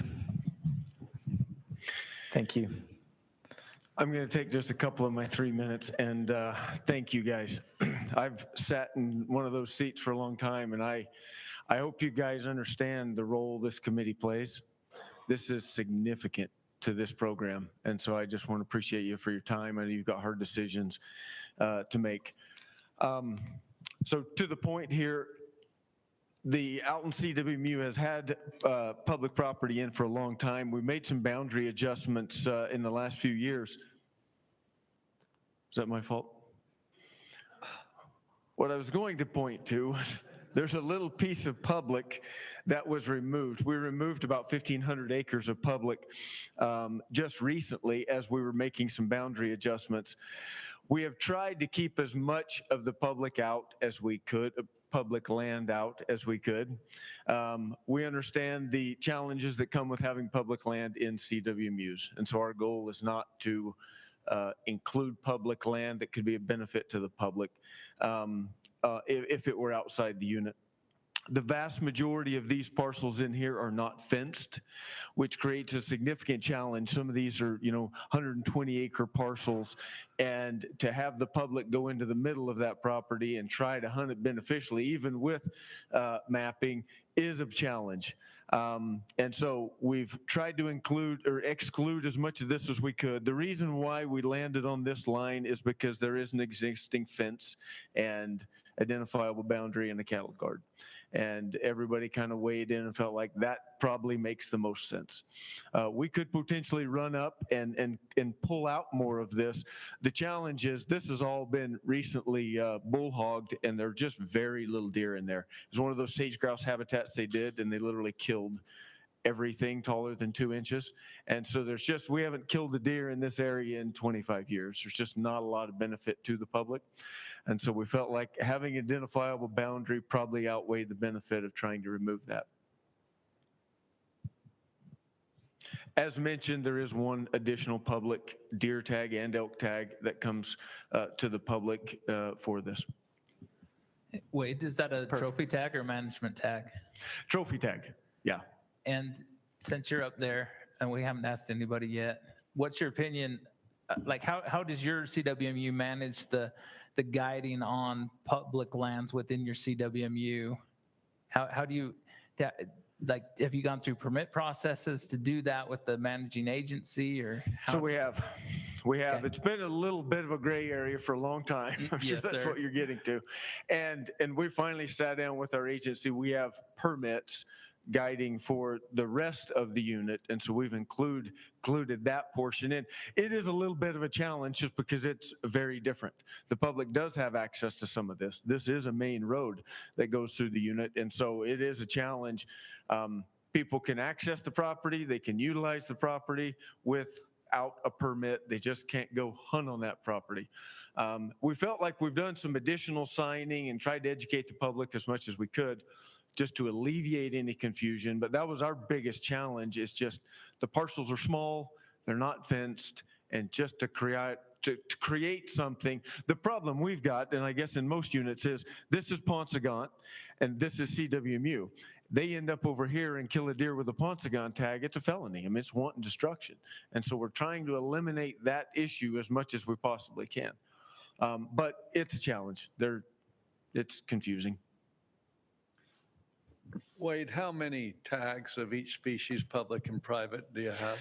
There are 3 public deer tags, 2 being generated by the split, 1 being generated by this land. There are 2 elk tags, one of them being generated by the split and 1 by this land. And how many private? 17 and 3 on the deer and 8 and 2 on the elk. Any moose or pronghorn? No, sir. Thanks, White. Any more questions for Mr. Heaton? How many private landowners comprise that 35,000 acres? A lot. How many? I think there's 21. 21. That's quite an accomplishment to get them to agree on the It's time a of day. nightmare is what it is, Chris. I don't know if it's an accomplishment. Most people can't agree on the time of day. You got 21 to agree. That's good. It's been a challenge. Money does that. Okay, if there are no more questions, committee discussion. Any thoughts? I think this is another good reason why we have some public land in these CWMUs, and I think you'd have more problems if you pulled it out than you would with it being in. I like the tag splits, and they do such a great job on that CWMU that the public hunters have a really good experience there, and I think it's a benefit to our public in general. I would say that I like how Wade brought up the fact that they're trying to educate people. And I think that needs to be a bigger part of this. If we're going to include any public lands within a CWMU boundary, that public land should really be, there should be signage all over it. Because as Wade just stated, like if somebody comes onto the double cone and kills a bull in one of those BLM pieces, that's out of their unit and that's a felony. And so I think to be a good partner, I really appreciate how you brought that up. And I think that every CWMU should be reminded of that if they have public lands within them. That to be a good partner means to really educate and signage, and I think that's really important. With that, I would move to recommend approval as it has been. Okay, we got a motion. I'll second it. By Mike, and a second by Tim. All right, we'll call for a vote. Aye. Aye. Aye. Aye. Aye. Aye. All right, any opposed? Okay, it's unanimous. All right, and with that, we'll take a quick 5-minute break, if it's okay, Chad, before we move on to the next one. All right, thank you.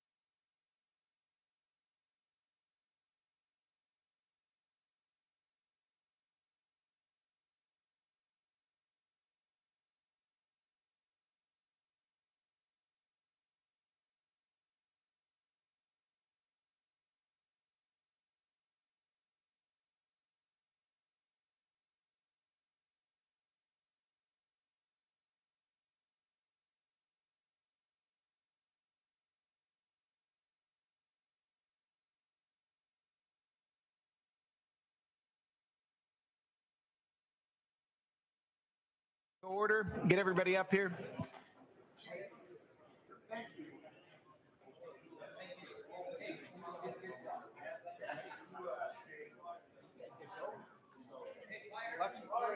Yeah, you better get us something nice.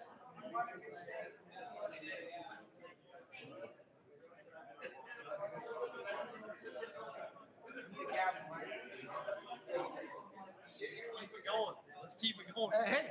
Hey. All right, everybody, we're going to get going again. Ask folks to take their seats and members of the committee to come on up front. Thank you. I can't do that, so that was nice. Hey, it should be. Let's lock her in. Okay, where's Chad at? Seriously? We lost Chad. And now, all right. Well, it'd be nice to get going again. I think Chad will be here in just a second. All right, we found Chad and he's coming on back right now. Looks like we got Clint and Greg too. All right, Chad. Meeting called back to order and you're on. Sounds good. So next one up is Green Canyon. So this one again, these are all have some accessible and some not. And I Chad, this map doesn't display the same as, is it just the hatched area?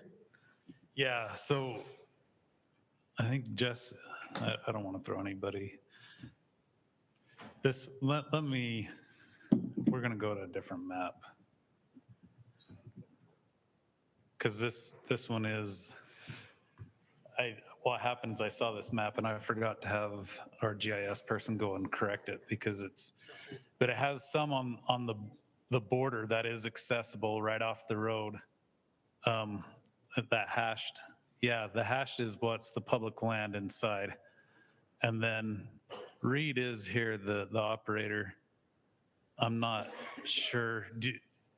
Could you point out where your trade lands are on this map? Okay, I'm going to pull it up. Okay.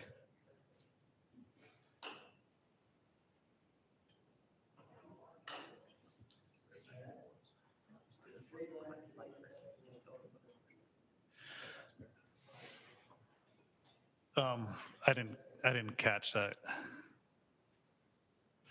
So close, but they're just on the other side of the highway. okay, so Dave Smedley here, the biologist, said that it's just on the other side of the highway is where the trade lands are, down the canyon.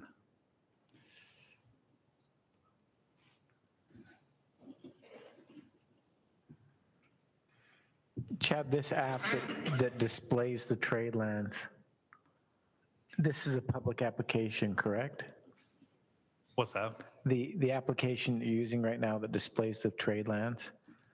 Yeah. It's a public application in the Hunt Planner, correct? Yeah. This is on our website.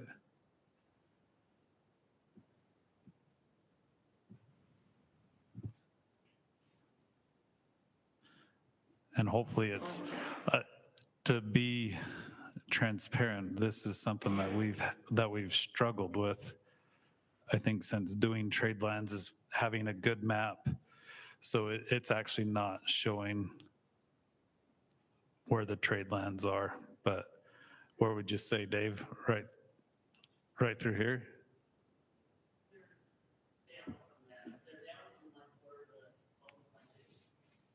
Dave, if you're going to talk, you have to go to the microphone. Thank you.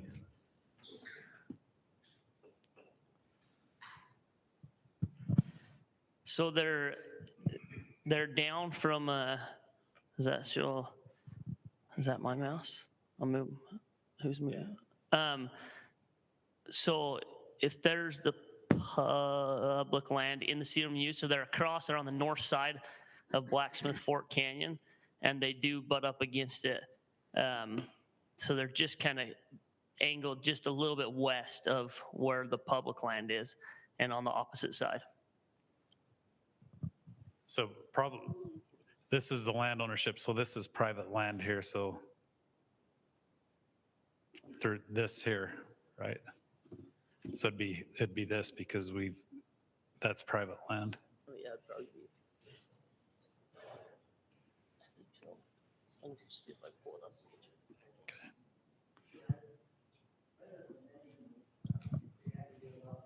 Do we have any, let's just stay in order here, and do we have any questions from the committee for Chad about Green Canyon? Can you put up the acreage of trade lands? Paul, can you switch over back to my presentation? So yeah, 90 acres, 120 acres of trade land with 90 acres of public land inside of it. Okay, so just to clarify, they have 90 acres of public inside, and they're giving 120 acres of trade back out. Yeah, so you have the one piece that's not accessible, the rest would be accessible by the road. Okay.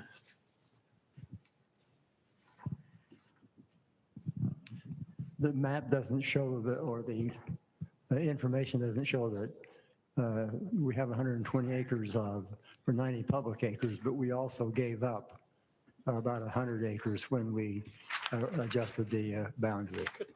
And the boundary was adjusted quite a few years ago with Darren Du Bois, who was a biologist at the time.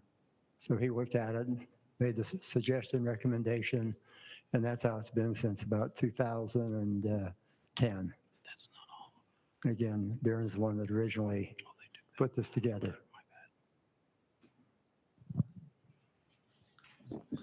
What's your name? Baldwin. Whoops, sorry, Reed Baldwin. Thank you, Lee. Okay, looks like we have Mr. You're representing the CWMU then? Yes? You're representing the CWMU? Yes, I am. And do you have anything else that you'd like to add? So you mentioned that there's 120 acres. Is there anything else you'd like to add really quickly about the public land, or? No, it's basically, when we put it together, it's basically a wash between the net number of acres that we have in the program, in the CWMU. Okay, do we have any questions for either Chad or Mr. Baldwin? Reed. Okay. I do have a quick question. So along the river there, is the river on the public land there in the bottom along the road? Yes. The river is in part of the CWMU, and the other part it is not. It just kind of wanders back and forth through the canyon. Good.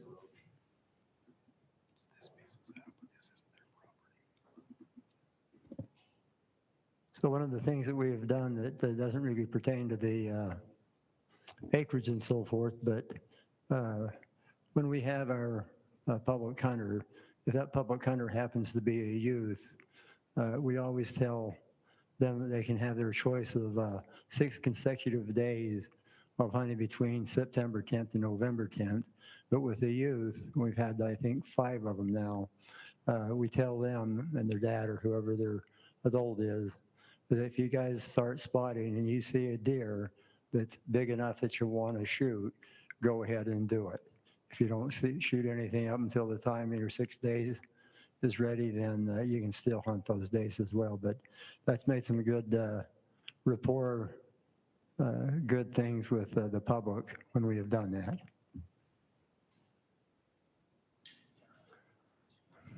Any other questions?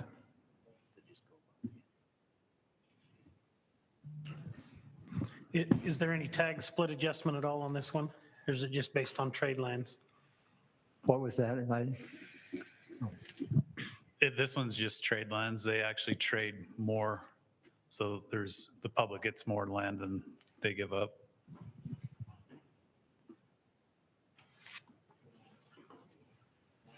What's the split on tags on this one? 90-10. But how many tags of each? 10. I'm showing 8. Oh, I never mind. I switched to the next one. I was already moving on. Reed's right, it's 9. But I can tell you for Not- Castle Valley Outdoors, 9 and 1 for deer and elk, no elk. just deer. We don't have enough acres for the elk. I move that we recommend approval of this Green Canyon CWMU, which includes 90 acres of public land within its boundary and 120 acres of trade lands. I second that. Motion on the table by Chris and a second. Who got the second? Clint? I got it this time. All right. Clint was racing for that. All right, we'll take a vote. Those in favor?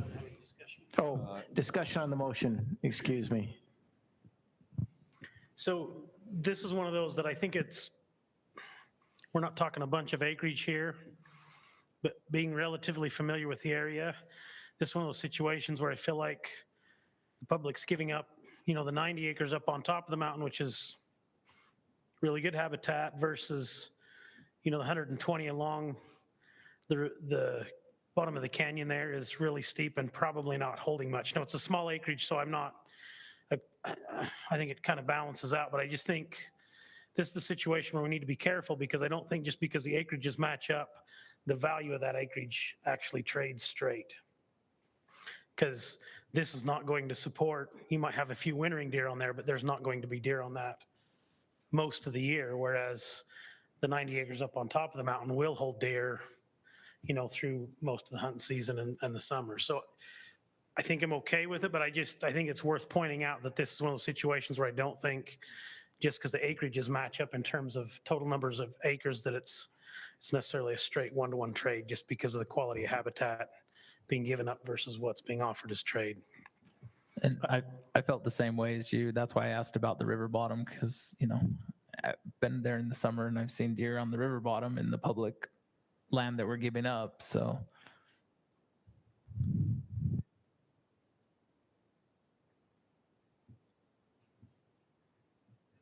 Is it just a boundary issue, the reason we're including the 120 acres?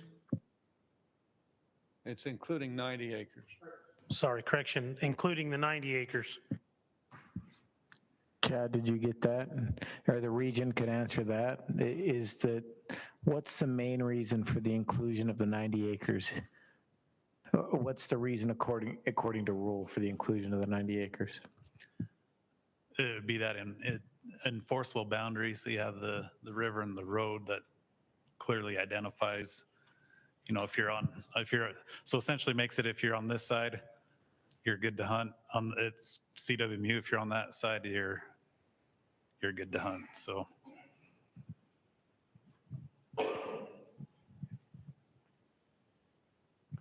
I think the additional acre is de minimis. I think the road and river make a good common boundary.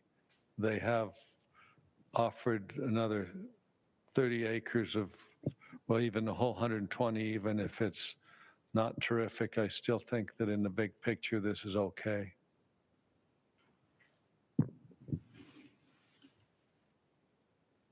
Any more discussion on the motion?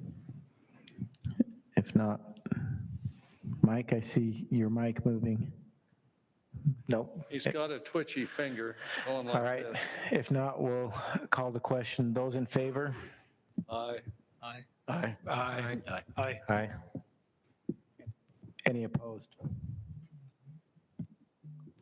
Okay, thank you. One quick thing, I was talking to Tom Land. He said, put a good word in for me that we'd like to have the summer meeting up on Deseret. That's a little ways off, but Tom's thinking ahead. Okay. All right, Chad, would you like to introduce the next one for us? Yeah, so got it. Castle Valley Outdoors. This is, once again, some accessible, some not. What we're seeing here is, we have this landlock, but part of the other is here. And is Castle Valley Outdoors here? They weren't.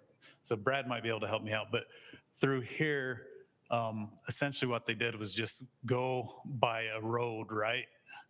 So just to make it enforceable. So it's 80 public acres inside and they trade out 320. You said it pretty well. This is on the Manti unit. It's a narrow riparian area where Muddy Creek comes off the Manti and out onto the San Rafael unit. And it's bordered on the south side by this cliff and on the north side by the road. And it just made a very identifiable boundary to give up a little private land on the north side of the road and on the south side of the cliffs and take in a little bit of public land as well, Forest Service land in this case. So I think it's giving up 13 acres and taking in 20 some. It's a net change of 7 acres, but they have trade lands elsewhere that more than compensate for that. Hey, Brad, how do they post or notify the public that that trade land's open for public use? Just like everything else, I guess, just post it on there. I don't know where it is. I was frantically texting the biologist, so I don't know. You know, the ones outside, they just post along the road, you know, that stuff. But the other ones, I'm not sure.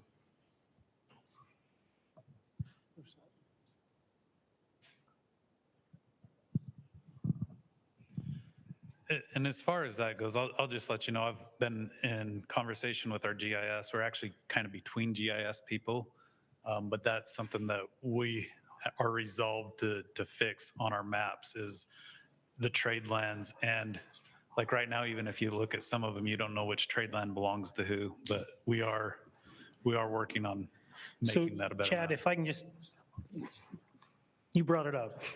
Sorry. So I know this is something I brought up last year, but I really think it needs resolved for 2 reasons. Number one, if I look at a CWMU and I see they've included public land and I know they're supposed to trade, I cannot look at a map and figure out what they're giving up. Or you see what I'm saying? We can't identify that trade. Secondarily, it does not show up on like Onyx or anything else because it's only showing up in the hunt planner. So I think either including it as part of the walk-in access program or at least mapping it in part of that, or attaching it to the CWMU with a different designation so that you can see. Does that make sense? Because I'll bet you most people don't know that the trade lands are actually on the hunt planner. I didn't until last year, and I use that quite a bit, but I just think it needs to be more transparent. I think that'd help the operators. I think it'd help the public understand. In fact, that's a conversation Mike and I were just having.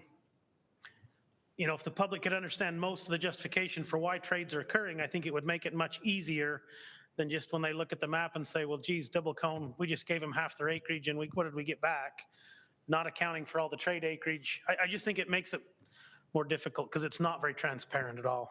Yeah, and I think it's a good idea to talk with Onyx and other mapping companies and seeing if they're willing to add that layer.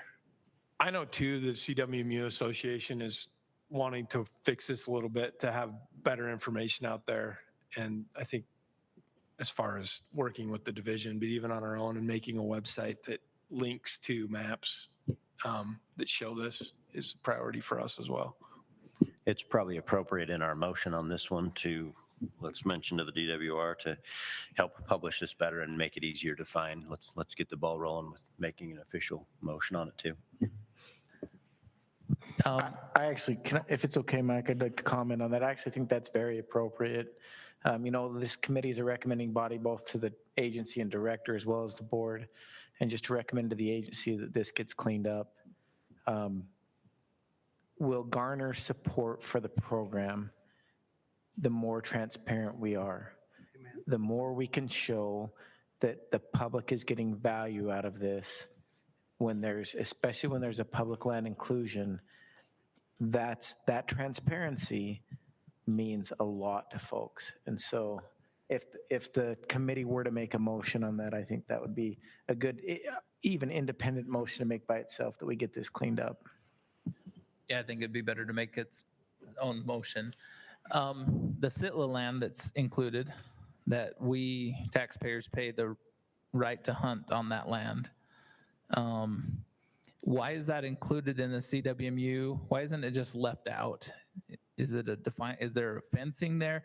Now I know that it's kind of it's surrounded by private lands that are outside of the CWMU, but we've also heard complaints over the years of the state allowing public parcels on the edge like that to be included in a CWMU while the other landowners, they don't get to participate in that same use.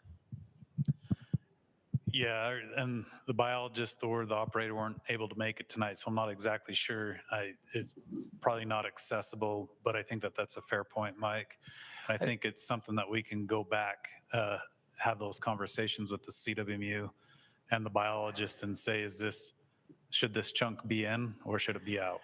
My thought on this, Mike, is if it's, at least the public gets a benefit with it being in the CWMU. If the other private landowner has access, there's no public benefit. So to me, it makes sense to include it because then the public does get at least some benefit. And I would agree. I just don't know what that benefit is.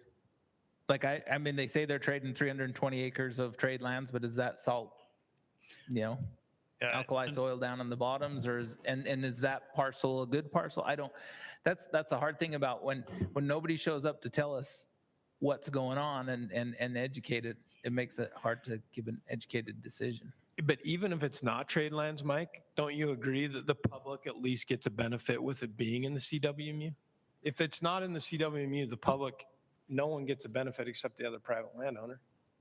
I don't know who the other private landowners are. I don't know, what the land ownership is there. I don't know how that benefits the public. I mean, I see what you're saying to some extent, Tim, but at the same time, it's hard when we pick favorites a little bit. And so, I mean, I'd love to know. I mean, maybe that parcel's bordered on by some 5-acre ranchettes that people would love to hunt out their back door. Maybe that's just junk land. Who knows? Yeah, these are all up for renewal this summer, so we'll have those conversations with them.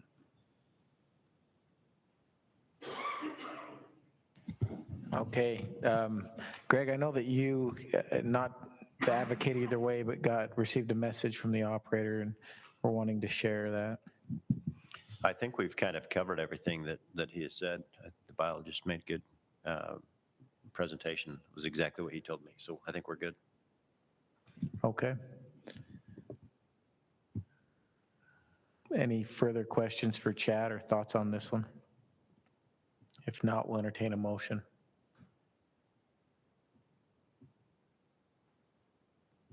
I'll make a motion that we approve the CWMU Castle Valley Outdoors, continue with their COR. And I'm going to have to pause real quick. Are we making a separate motion for the trade lands? Separate, okay. So as it stands, no change. I'll second the first motion. Okay, we have a motion by Greg and a second by Tim. Mike. All right, we'll need discussion on the motion. Seeing none, we'll call the question. All those in favor? Aye. No. Aye. Aye. Aye. Aye. Aye. We have 7 in favor and 1 opposed. Mike, would you like to explain why? Because I want them to have a purpose and a reason to discuss this when they go to renew on the inclusion of public lands on their boundaries. Just to summarize, just some discussion about some of those public lands that are on the boundary, whether that really fits or not. Okay. Okay, with that, we'll move on. Chad, looks like we're up to North Peaks. Yeah, so this is the last one that has both accessible and non-accessible. So North Peak, they have 2,040 public acres and pretty close to the equivalent for trade lands, 2029, total of 26,000 private acres. And so really, I believe, and I know the operator's here, but I believe most of this is just the identifiable boundary on roads and whatnot. So yeah, and you can see that the trade lands are down here.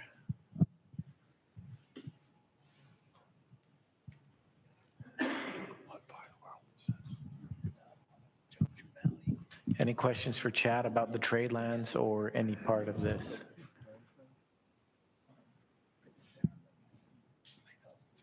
are the trade lands comparable to what we're giving up? I guess maybe that's for the operator, but maybe for someone from the division or a biologist. Who's the biologist over North Peaks? Daniel? Daniel, he's been here for a long time.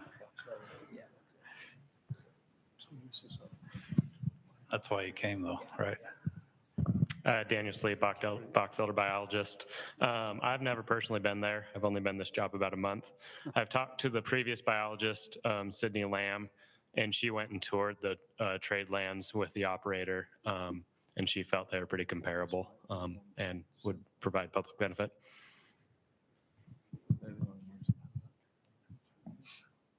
Thanks, Daniel.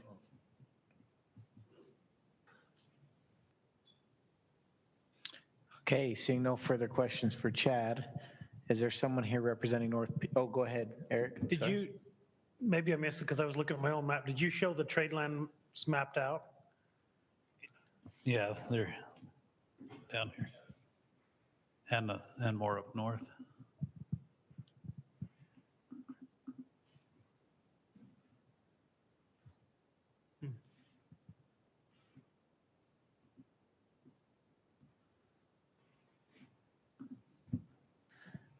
The way, I mean, the map's kind of a little bit hard to read with all the lines and everything, but it looks like the trade lands, I mean, the included BLM lands on that northwest corner, that looks like it's a lot more high elevation type lands. Is that the way everybody else is reading that?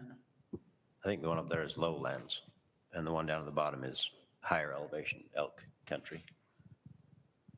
Is there a roadway that makes that sweeping curve in the upper left? Is that why that's following that boundary, or is that a ridge line, or what is that? Yeah, I'll have the operator speak. So this boundary right here is a fence line, and this boundary's been, that fence has been there for years. North Peaks is one of the original CWMUs. And it's a readily identifiable boundary up along here in this fence line and ridge lined down into here. So that is a ridge line up there. It's not lowlands. There's a combination of ridge line and fence line there. Is this Simplot land? It is, yes. Once you go through these perimeter fences, none of this is cross fenced. So kind of the same issue that maybe the Alton CWMU has. Someone could go in there and end up on the other side of the mountain range before they are stopped by another fence. As far as trade land goes, this section of ground up here in the top comes right out of the meadows that are right up on the border. It's very good, very huntable ground. Same thing down here. These are the meadows that come down through the Grouse Creek Valley, and those deer and elk, this is where they live. So because we knew it was going to be a question about the trade lands, I physically was there with the biologists last year. We drove through this. We also drove through with one of the landowner representatives, and it's a fair trade. How many tags are you guys getting, Gary? We do 6 bull and 10 deer. Sorry, 6 bull, 1 and plus 1 to the public, and 10 deer, 9 okay. Private. 6 and 1 and 9 and 6 and 1. Or, yeah, 1 and 1.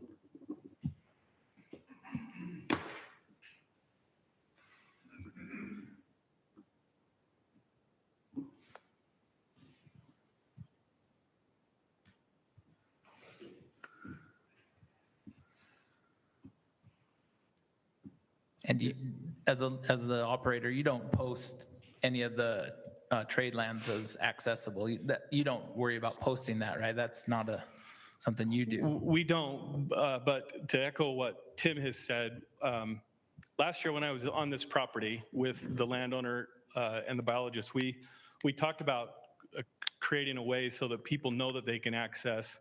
We can't say everybody has an onX. A lot of people do. Not everybody does. But I think there's ways that we can improve that. The division can also improve their mapping. I think as operators and landowners, we can improve the way that people can find the access. Maybe a sign that lets them know it's trade lands and lets them know that they can hunt elk and deer in this case on those trade lands. So, and as far as I'm concerned, from our landowner, we're happy to do that. And I think from a CWMU perspective, it would be a great idea.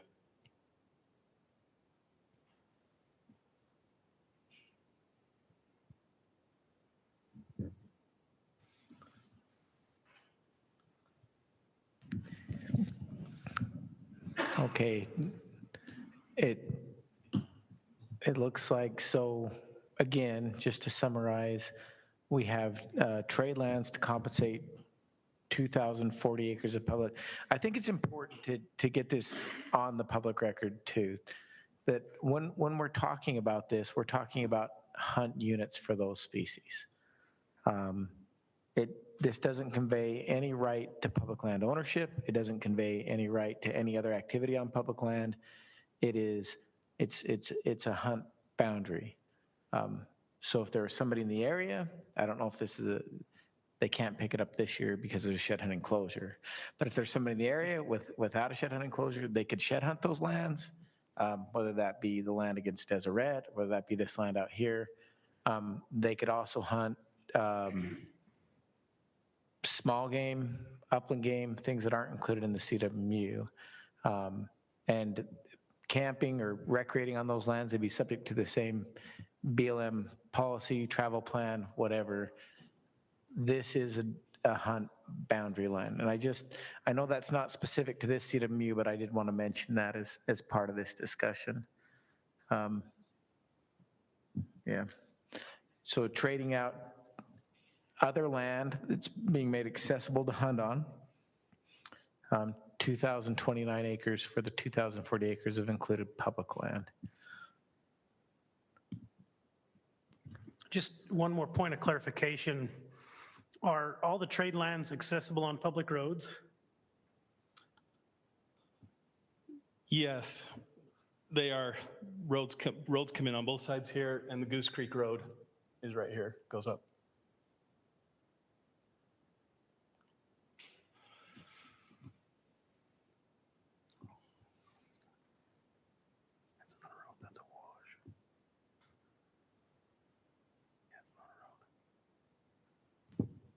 I know a little bit about the CWMU. I've never been there, but I know a little bit about what it's comprised of. And from a wildlife perspective, the public is getting a better deal on this trade because there are some of those public lands within their CWMU that are loaded with cattle during the hunt. So from a wildlife perspective, the public is getting a better deal.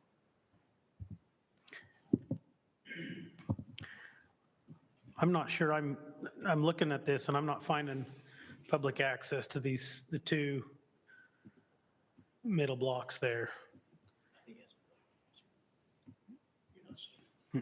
The ones at the bottom? No, more so the middle. These ones? Yep. I've physically been to these properties and if I remember right, this might be some 2-track road. Down here is, well, these roads all connect. There are roads that come up into here and okay. Come down I around found here one. and come out. I guess just for point of clarification, I think we need to make sure there's readily identifiable public access because yeah. I can see a 2-track across, but again, you're crossing private lands to reach that other property. That's my question. Because there's the Yeah, I think that there's access. I think there's an easement. There's access roads right through here. Yeah, I'm confident on the bottom one, and I'm quite familiar with the area. But that middle one, I can see a 2-track, but again, that's crossing other private ground. So if you're familiar with this area, so you've got the Kimball Creek drainage runs all down through here. There's access from the top. There's access from up here. There's access from down here. I don't know about these corners here if there's easements, but I mean, there's access through here. I'd have to look at this map a little more, but there might even be access through from the Lynn Valley side.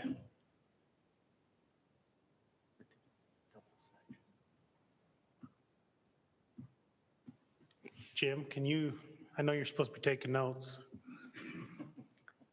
Can you confirm or deny that? Again, I'm relatively familiar, but that middle section is the one that's given me trouble.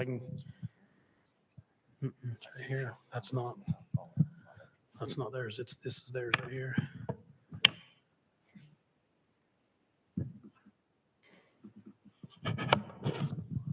Okay, I'll need you to repeat the question. So the middle trade lands, which are the crosshatch there, yep.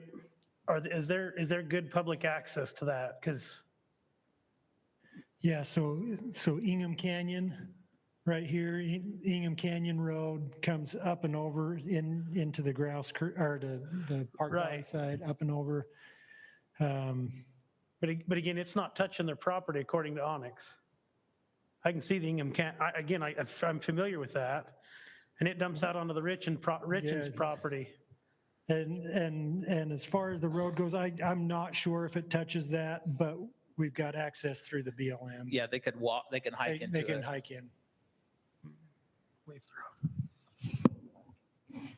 Only if you're corner hopping. I thought that Ingham Canyon. So does it include this other? Oh, yeah. Okay, my bad.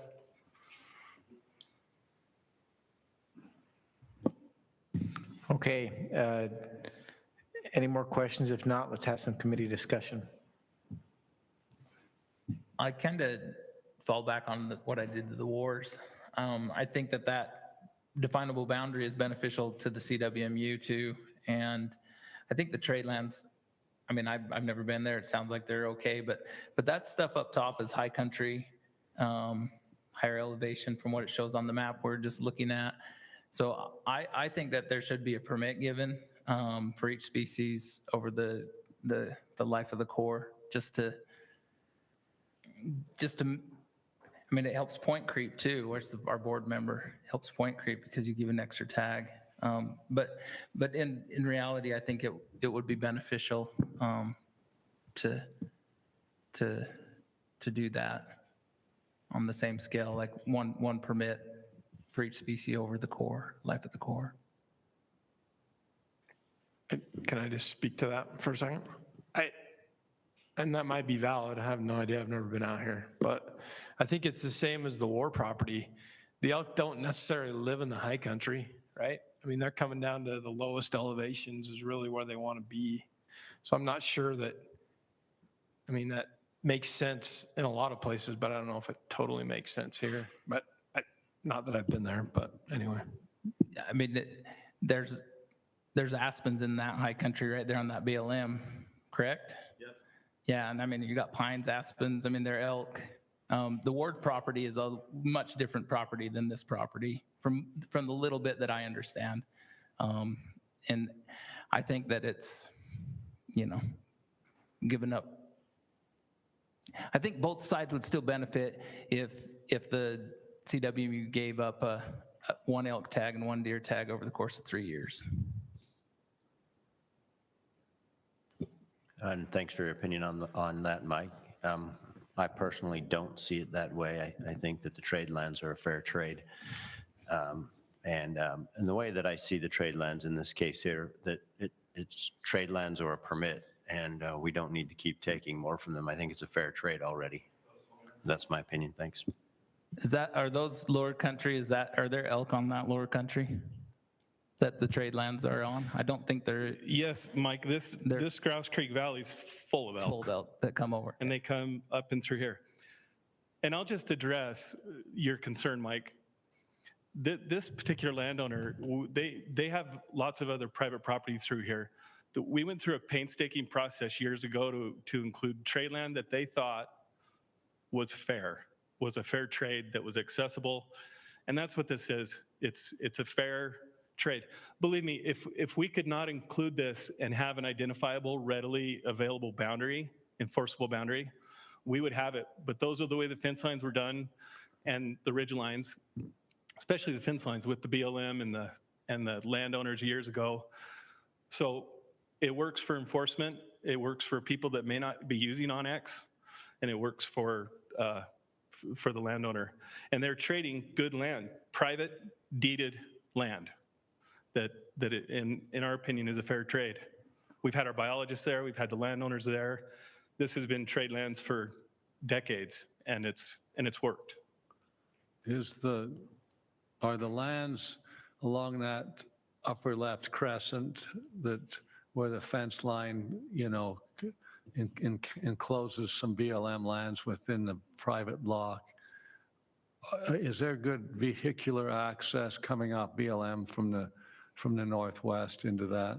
Yes, there's good access here, and this I brown. I mean right up Oh, I'm against that red line. Is that, can somebody on a vehicle get right on your boundary? In a four-wheeler or a UTV, they could. They could. Yeah. And so what the argument here for including that public land is that someone's going to have to cross your fence and know where they are in order to Yes. hunt those stair-stepping yellow parcels? Yes, they would have to cross through those fences. But they could easily get there. They're hunting on all the other land outside to the left and above the red line. It's the boundary. They're hunting on public land there easily. Well, I don't know about easily, but there are hunting there, yes. Isn't there a ridge line right there? There's ridge lines and fence lines. Like I mentioned before, these are very readily identifiable boundaries.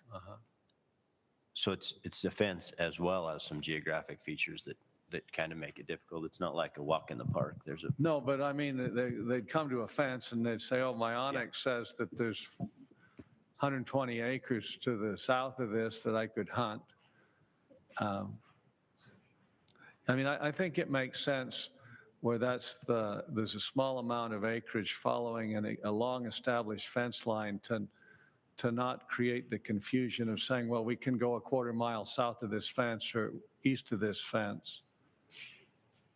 That's why I think it makes, I like the idea that the fence is the boundary. It comes at a small cost in terms of acres that appear to have been made up by other trade lands of good value.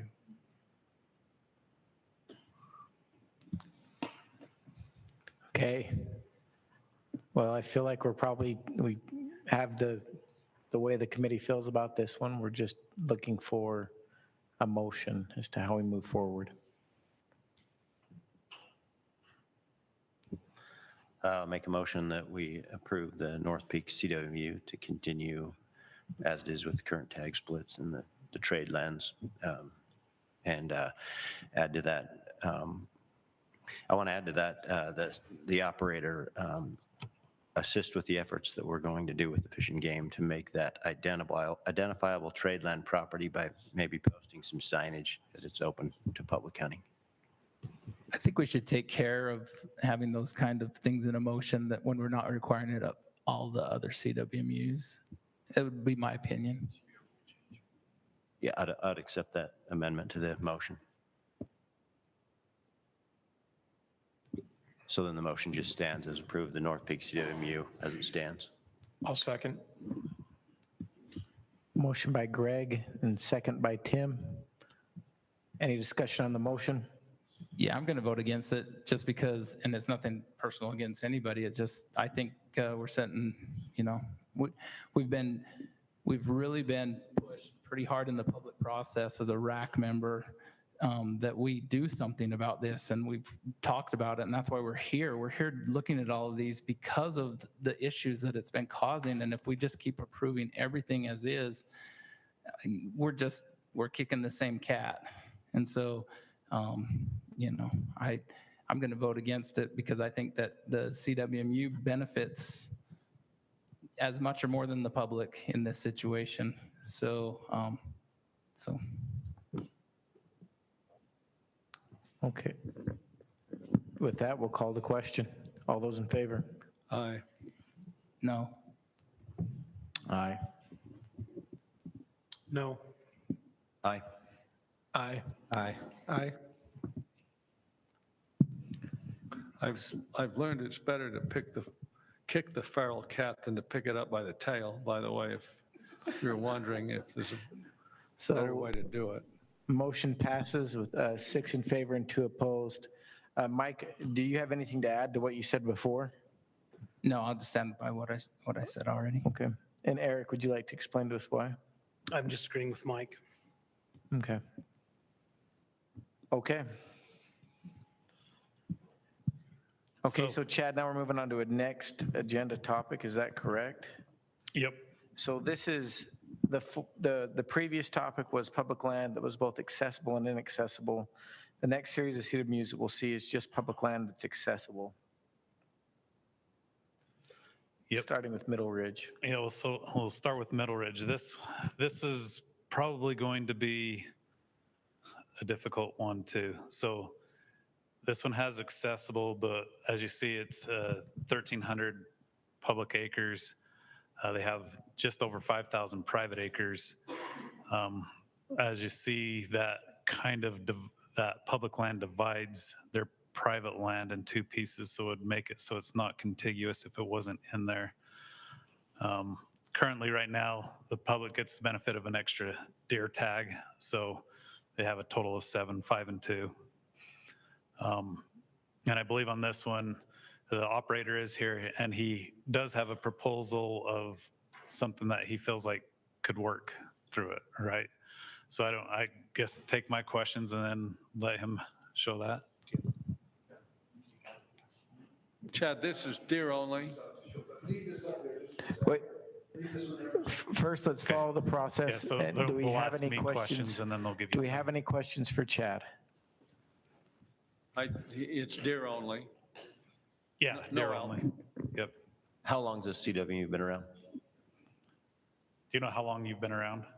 Middle Ridge, since the inception of the CWMU program.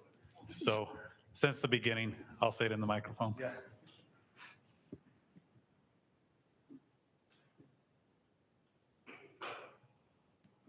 Any other questions for Chad?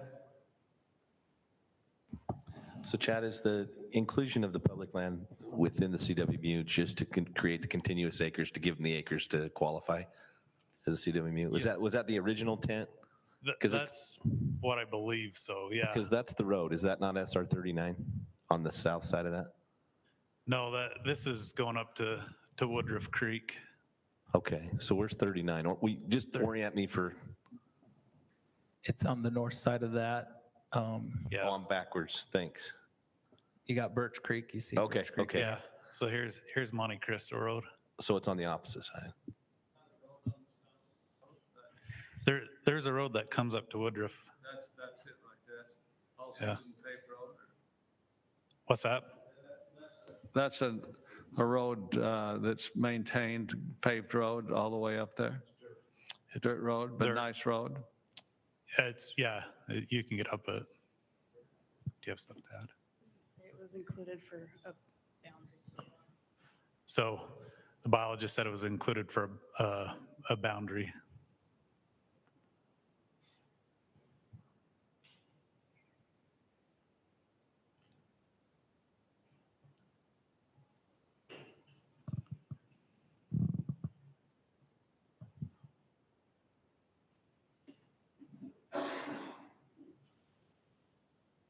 So, well, okay, I'll just hold it for a minute.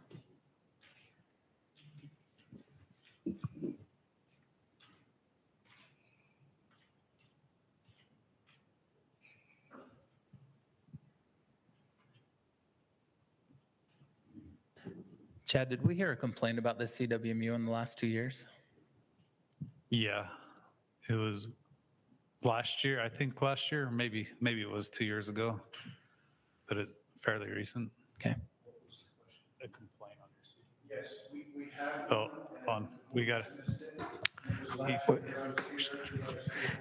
Get mowned. Yeah, we had a state hunter that mowned, and so I was here last year and made a presentation, and unanimously you stood with me, so I think we're good with that.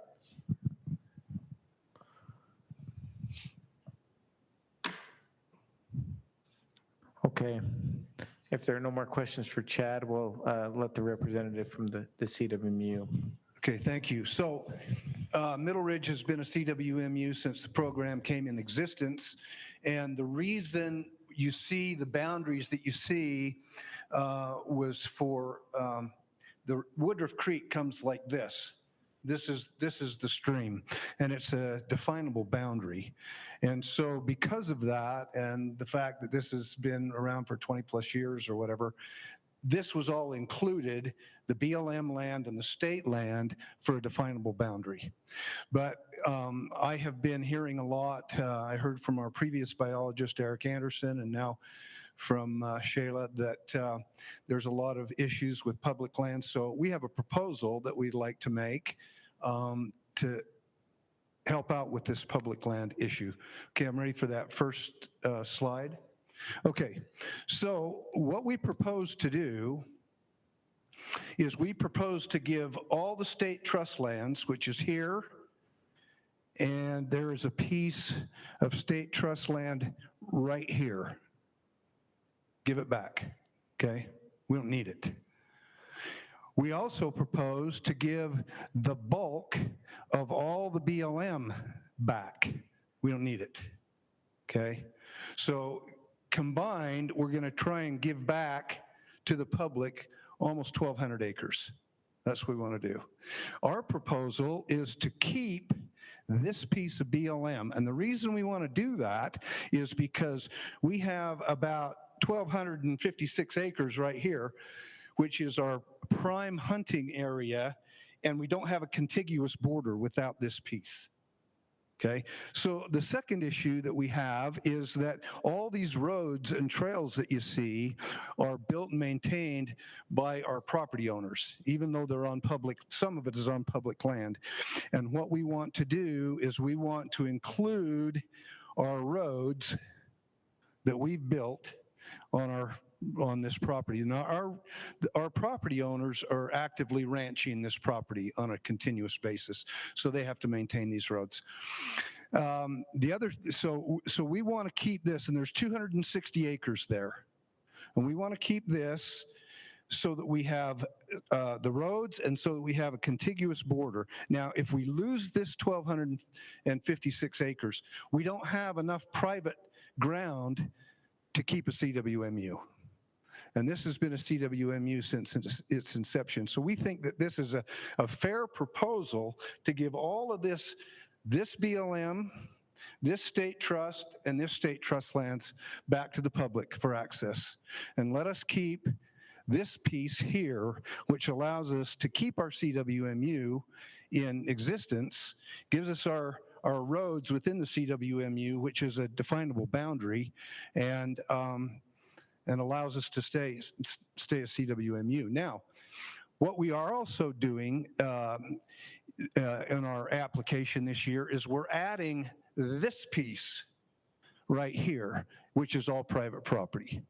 And that will give our public hunters another full section, 640 acres of huntable land that is not currently in our CWMU. So we want to change our boundaries, and our boundaries will be the red. This is Highway 39 here. Our boundaries will be in the red, including this blue piece, and then we'll give back all this public ground. We just don't need it. And with Onyx nowadays, people can figure that out, okay?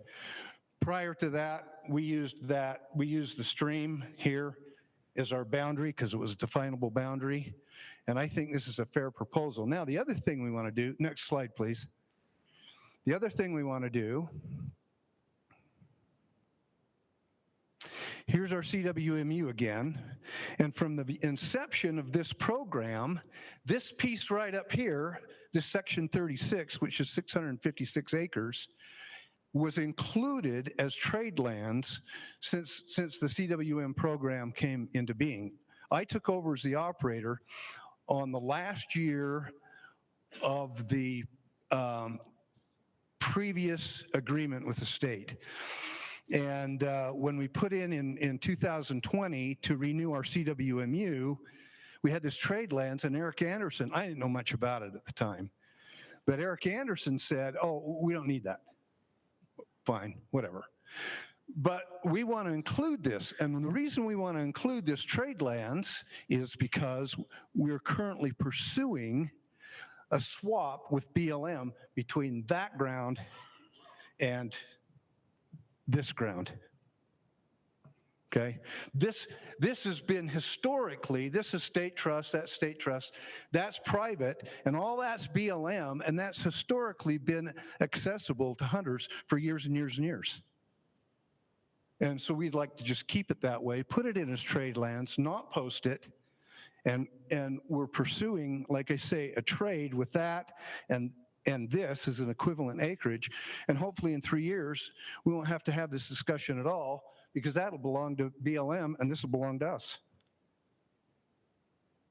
So that's our proposal. We think it's fair, and it gives us what we need in order to keep our CWMU alive by having this contiguous border. We've got all these roads in here we've built. So all the access in that is access that's been built by our landowners for their ranching operations. And they currently have agreements with the BLM for ranching fees. So that's what we'd like to do. So any questions about, I guess, questions about the proposal or the public land that would be included under the proposal? Covy? Yes. I'd like to know the speaker's name and also Yes, sir. whether the split on the 5 and 2 would change under this proposal. Those are really good questions. So, sir, what is your name?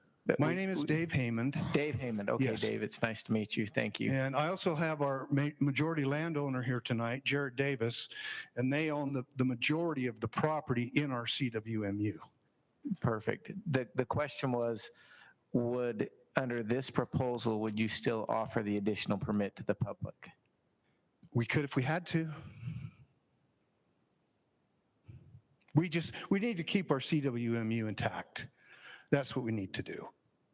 And that's what the landowners want to do. They've had this arrangement with the state for years and years and years. They receive income off this. That's important to them, the income from the CWMU. And we don't want that to go away either. Any other questions? When you say you're pursuing a land swap, how far along are you in that process? Have you formally requested it? Yes, Has we're the NEPA been done? in the process.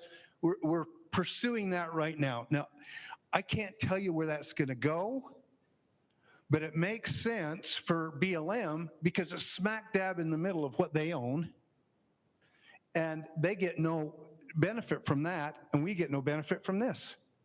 Right. So it makes sense for both parties. But I think in terms of this proposal, I don't know that we can consider that because it's there's uncertainty as to whether you'll get that swap done. Does that make sense? Yeah, if it was done, I'd tell you so. All I can tell you is we're pursuing that. Now, the other thing that is important, can we go back to the other slide?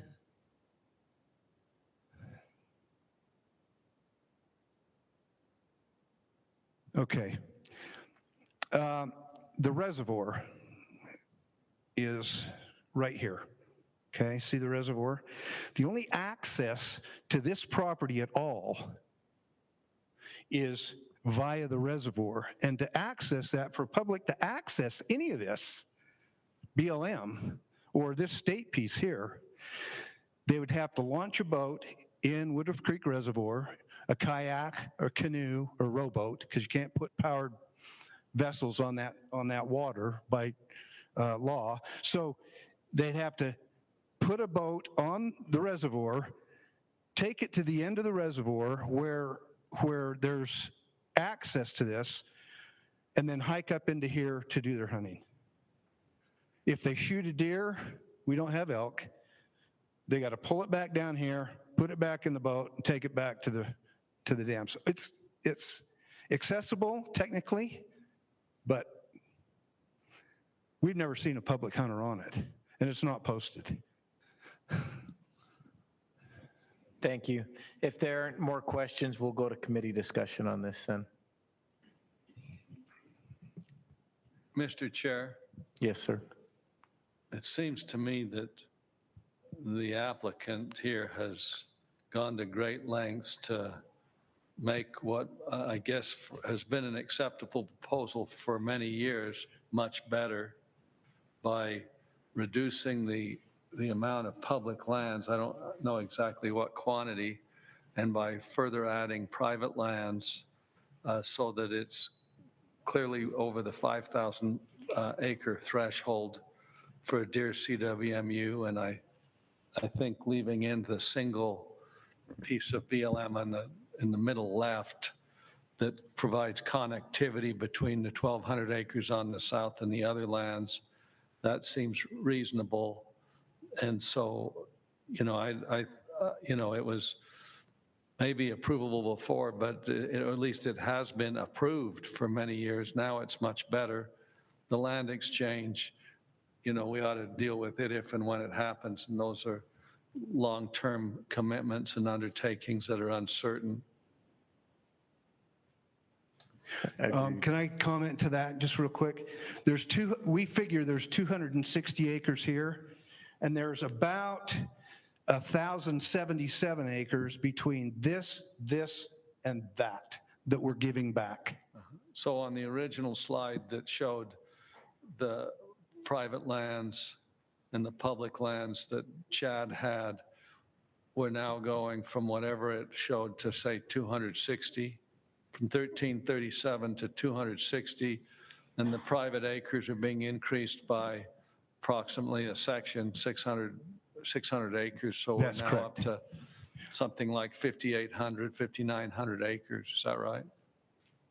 And that out of all of that, that's what we're asking for. Mr. Chairman, Yes.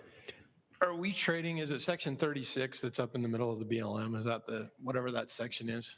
Okay, let's go back to It was numbered, I think it was 36. the next one. Will that be trade lands? That's the proposal. The proposal. It will be trade Okay. lands. Yep. This is the trade land proposal that is right in the middle of all that BLM. Okay. And that was historically trade lands until, the only time that hasn't been is season 21 and 22. Okay. Great. Perfect. So I would make a motion that we accept the Middle Ridge CWMU's proposal, maintaining their 5 and 2 split with the extra tag. The rationale being because that parcel of BLM that the public is giving up is very beneficial to the CWMU. And so it wouldn't change their split, and then they could maintain their CWMU. I'll second the motion.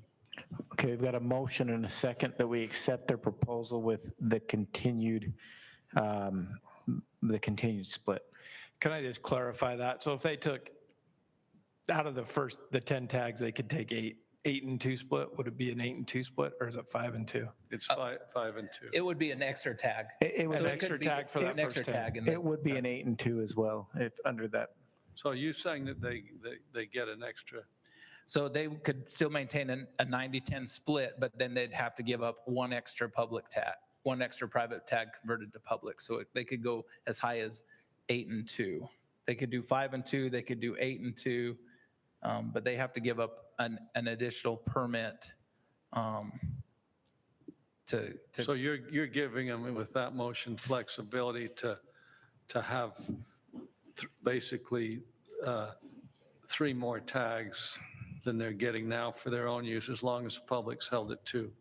If that's what If it they were justifiable, desire. yeah. Yeah. Basically, it's the same thing they had with the new plan. Previous. Yeah, it's uncertain by us.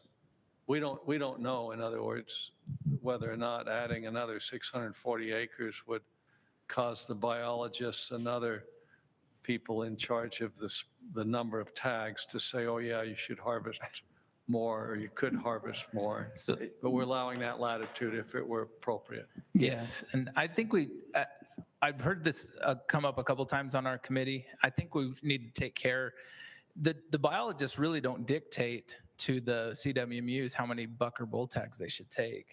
I mean, I don't think I've ever sat in a RAC meeting or a board meeting where the biologists were trying to force the CWMU to take more buck and bull tags. Antlerless is different, but it's pretty rare. It's pretty rare. Yeah.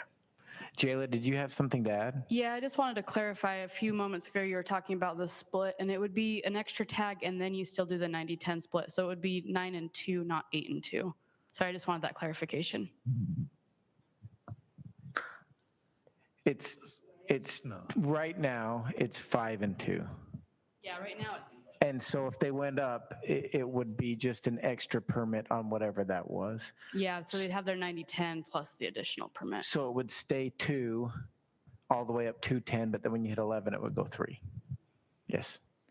Thank you. Okay. I think we've clarified that one. Yeah, Eric. Just one, so this proposal you've proposed, it's a guarantee that this will happen? On the trade? No, not necessarily on the trade, but adding the new piece on the bottom. Yes, yeah, okay, so on our. My point is that if we're going to approve it, then we have to know for a fact that what you've proposed will happen or can happen. Yes, so our application that is due this year in August, I sat down with Shayla yesterday and we put this together, and this is our proposal for our application that will be turned in 23 for the 24, 25, and 26 hunting seasons, yes. Perfect. We've got a motion on the table and a second. Motion by Mike, second by Chris. Vice versa. Oh, no, that's right. All right, we'll call the question. Those in favor? Aye. Aye. Aye. Aye. Aye. Aye. Aye. Any opposed? Motion passes unanimous. Thank you for providing a solution that it's appreciated when you come with a solution like that. So thank you.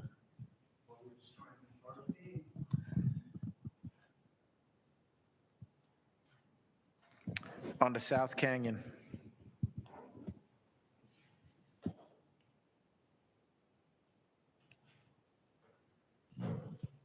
You broke it. Well, it looks like we went back and forth one too many times and froze the computer.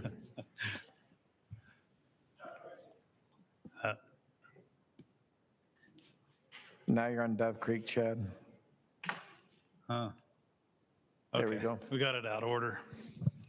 So South Canyon, see the 480 acres of public acres inside the CWMU. There's 16,260 private acres. Public benefit is not just 2% extra tags, but it equals out to be 1 extra deer and 1 extra elk. That was for Mike. Clarify, is that 1 extra deer and 1 extra elk per COR or a year? Per year, per each year.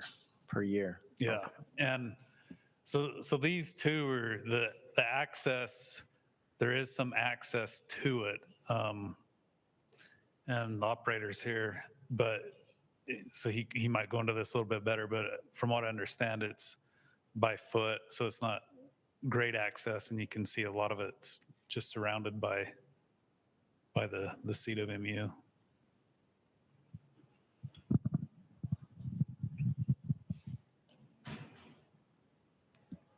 Okay, do we have any questions for this on Chad? So there are no trade lands.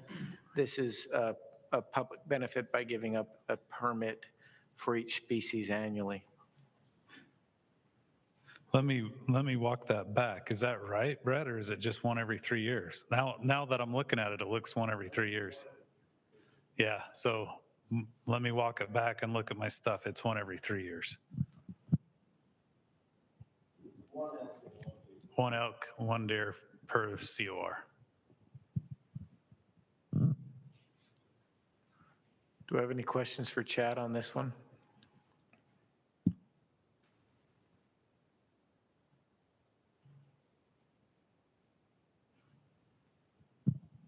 I have a question, Chad. How many permits a year is it? So 10, well, yeah. How many elk, how many deer total?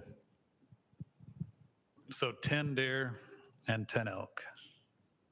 And it looks like on that first year, it was 11. So the extra permit made it 11.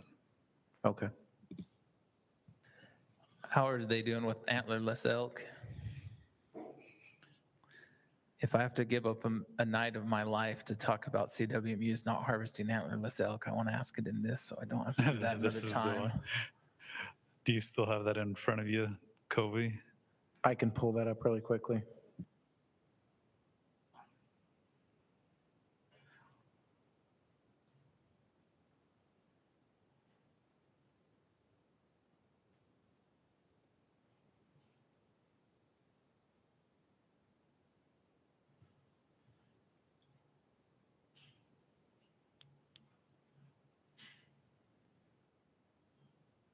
Looks like last year they harvested 5 out of the 8 that reported.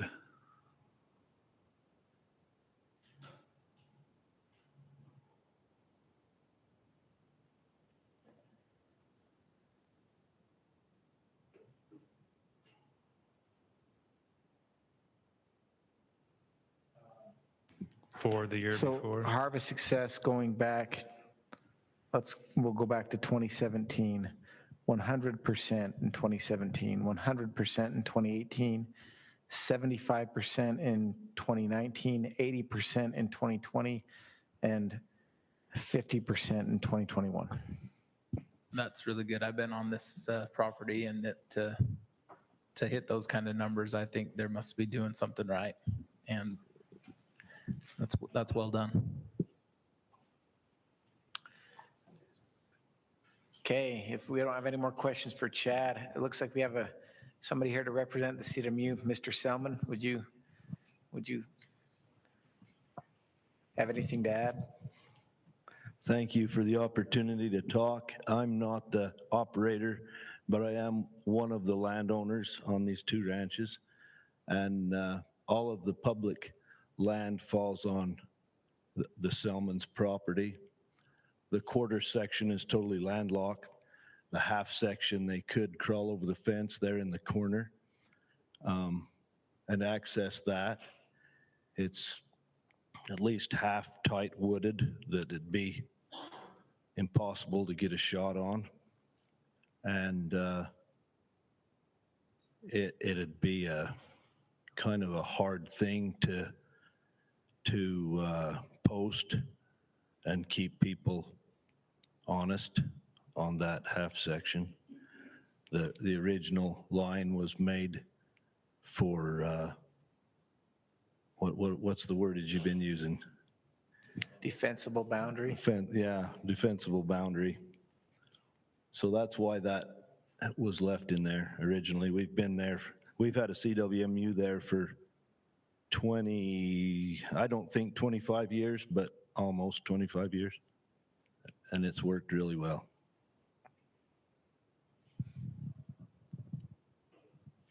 Any questions for Mr. Selman?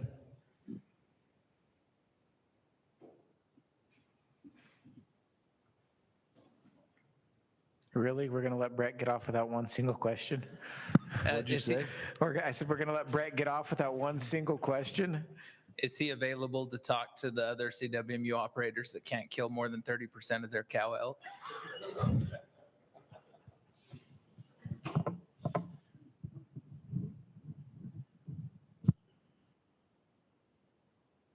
I have a question, Brett, just so I understand it. As I look at this map, and I want to make sure that I understand it correctly, as your line comes up and goes across there on the half section, and I'm just making sure I understand this, it's still a piece of landlocked federal ground. So it is completely surrounded by private. Not that it should or shouldn't be included in the CWMU, but what I'm asking, it doesn't have to be to other federal ground. Is that correct? No, it does not. Okay. It's totally surrounded by private property. Okay.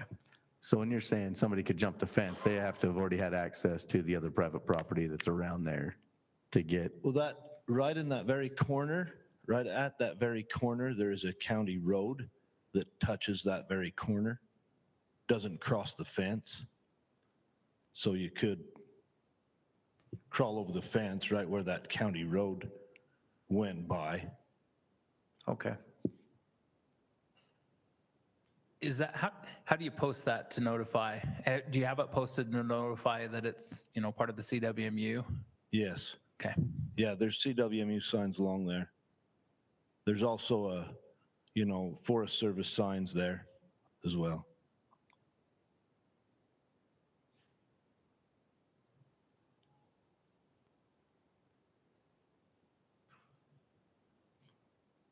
Okay, if we don't have any further questions for Mr. Selman, committee discussion. In my opinion, it's a textbook enforceable and identifiable boundary matter, and we still got public folks that can get in here and hunt through his CWMU, especially with that extra tags. I generally like what we're seeing here. Why don't you make a motion? Please. I so move. I make a motion that we approve the South Canyon CWMU as it stands with no changes. A motion from Greg, I'll second it. Sorry. a second from Mike. All right, any discussion on the motion? If not, we'll call the question. Aye. Those in favor? Aye. Aye. Aye. Aye. Any opposed? It's unanimous. Louder. Sorry. Sorry, Jim, we got two mics. We'll do better. Okay. Looks like Dove Creek.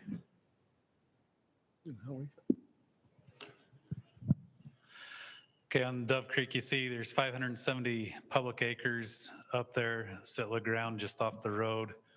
And then they also trade over 3,000 acres. See a lot of it down here. So overall, Dove Creek is 18,800 acres. The public benefit there is trade land. It's just right off the road, so it to make an enforceable boundary, people know where they're at. Chad, what unit is Dove Creek in? Unit 1, so out in Box Elder County. So, I mean, you can see Junction Valley, Ingham Peak, other CWMUs out there. Where's Highway 30? Is it on here? I think that's probably it. Further east yet? This way. Yep. Thank you.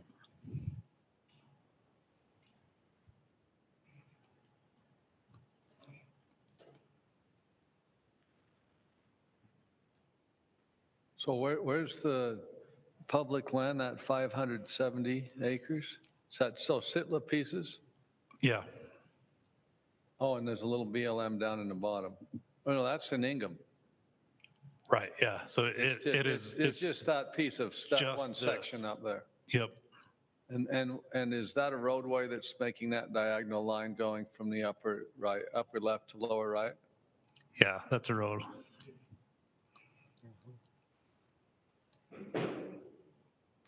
So Chad, the trade lands are all the dark checkerboard or hatched mark ones down in the bottom. Yeah. And so we're trading that for that little piece of the piece of Sitla. Right.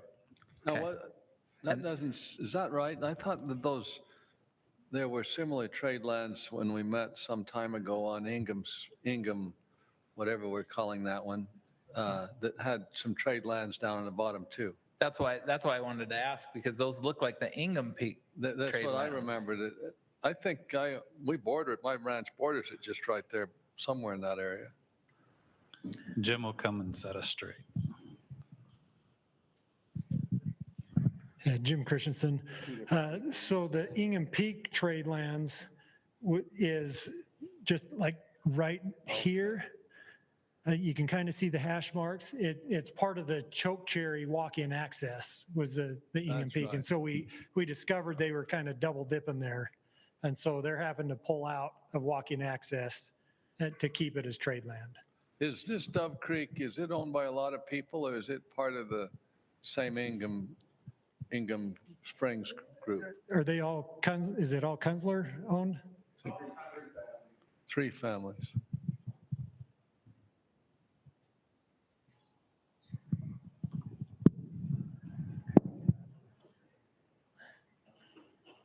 So by doing this, it appears that between those two kind of trade lands, we're opening up immense amount of public access to hunt, which would be part of the cooperative part of. Jim, could you speak about the comparability, I mean, of those lands? Obviously, it's an acreage offset. Right, it's very similar in acreage, elevation-wise as well. You do gain a little bit of more elevation down here on some of those hills. Yeah, this Sitla piece up here, it used to just be completely covered in trees. We've gone in conjunction, done some habitat work in there, removed those trees, but it's still low-lying, similar to what they have down further south.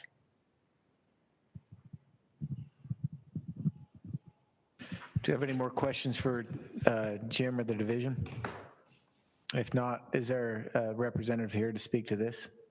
Yes.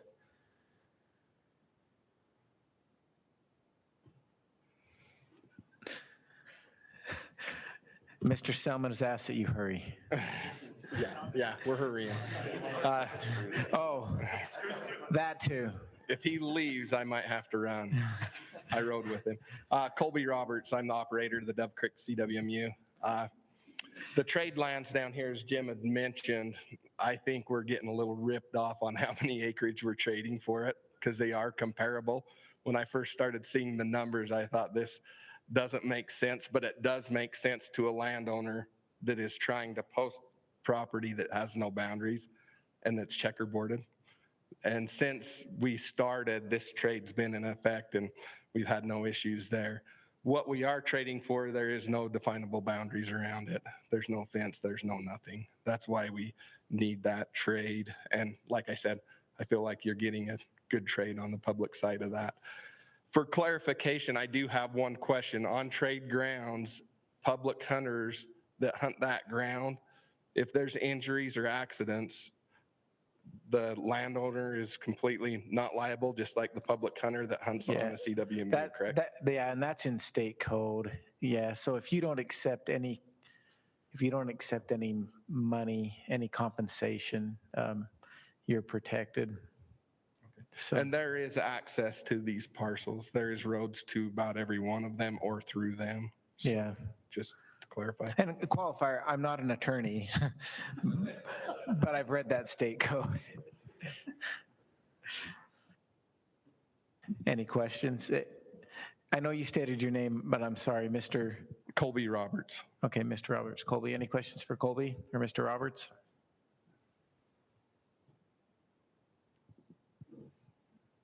I'll make a motion.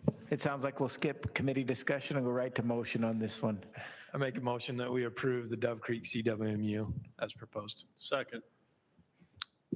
Motion by Tim, seconded by Chris. There's only one Tim, one Chris, so we're good. And we'll call the question. Those in favor? Aye. Aye. Aye. Aye. Any opposed? Thank you. Bar J. Okay, Bar J Ranch here. So you see 330 public acres and then 370 acres of trade lands. So it's a 6,000 acre CWMU deer only. Elk only? I said that and then I was like, I should look. Elk and deer. If I remember right, that's a fence line, right? So the reason it's in is that's where the fence lines are.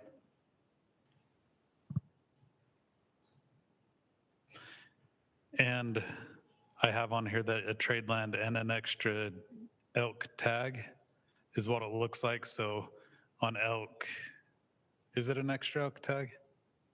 Because I have it as an 80-20. Yeah, so if you do 9 and 2, then that would, the next one would go. So we'd have to look at that split. Mike catches them every time, so we have to look at them, huh, Mike?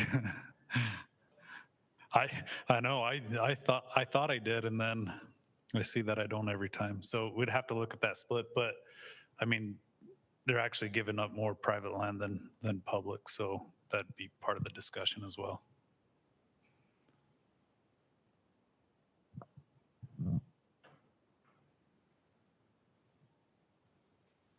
Okay, any questions for Chad about this?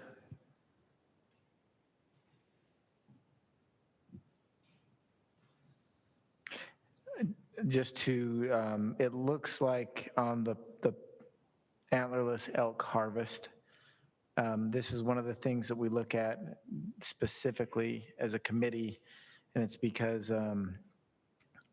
we really need the cooperation to manage populations. And it appears that they've been steadily increasing in elk permits. From 2017, they were at 8, following year at 9, the following year at 10, and held 10 until last year when they jumped to 16. And harvest success, those first couple years was right around 60%, 57.1. In 2019, with 10 jumped up to 85.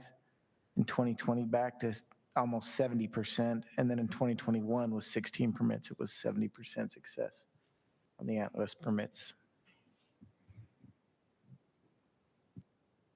On this one here, Chad, it's of long standing, grandfathered at less than 10,000 for an elk CWMU for reasons that it's important to help manage the herd. Yeah, that's in a nutshell. That's what I would assume. I think this came about when the PHU days before there was a minimum. Or, yeah, minimum. Yeah.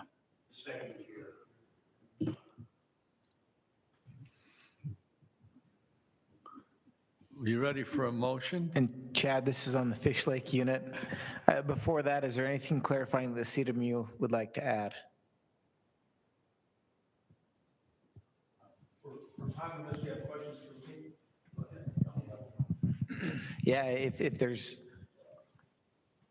and please introduce yourself as well. Sure. My name is Brock Richardson. I am the operator of the Barjay Ranch CWMU. I did prepare some remarks. If you'd like to hear, I'm happy to share. I'll try to keep it right at that 3-minute mark, but if you guys don't have any questions, happy to do whatever you guys would like to do. 2.5 minutes. Okay. All right. I'll be as quick as I possibly can then. All right.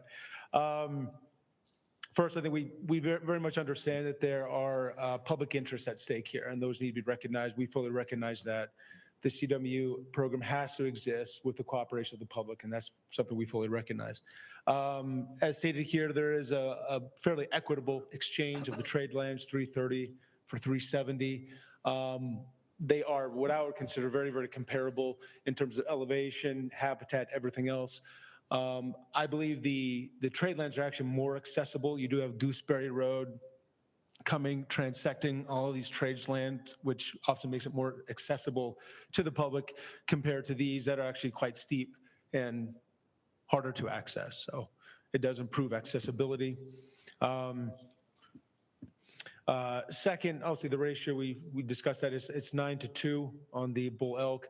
On the cow elk permits, it's actually 40-60 in favor of the public.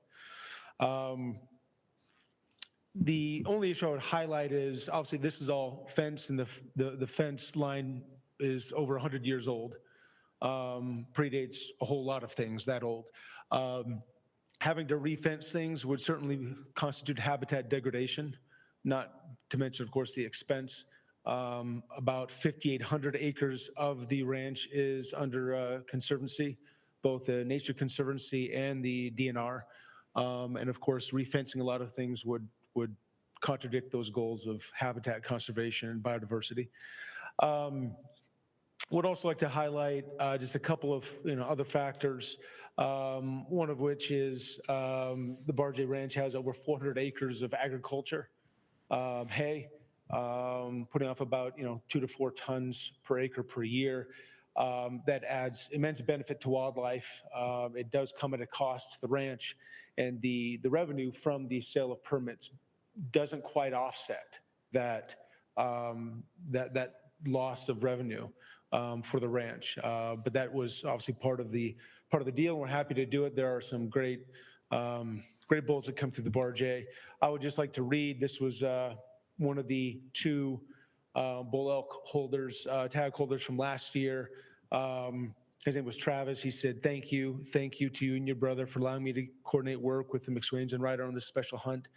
There are too many special circumstances to name surrounding this experience. It was unbelievable. I saw more bull elk in those few days than I have seen my whole life hunting.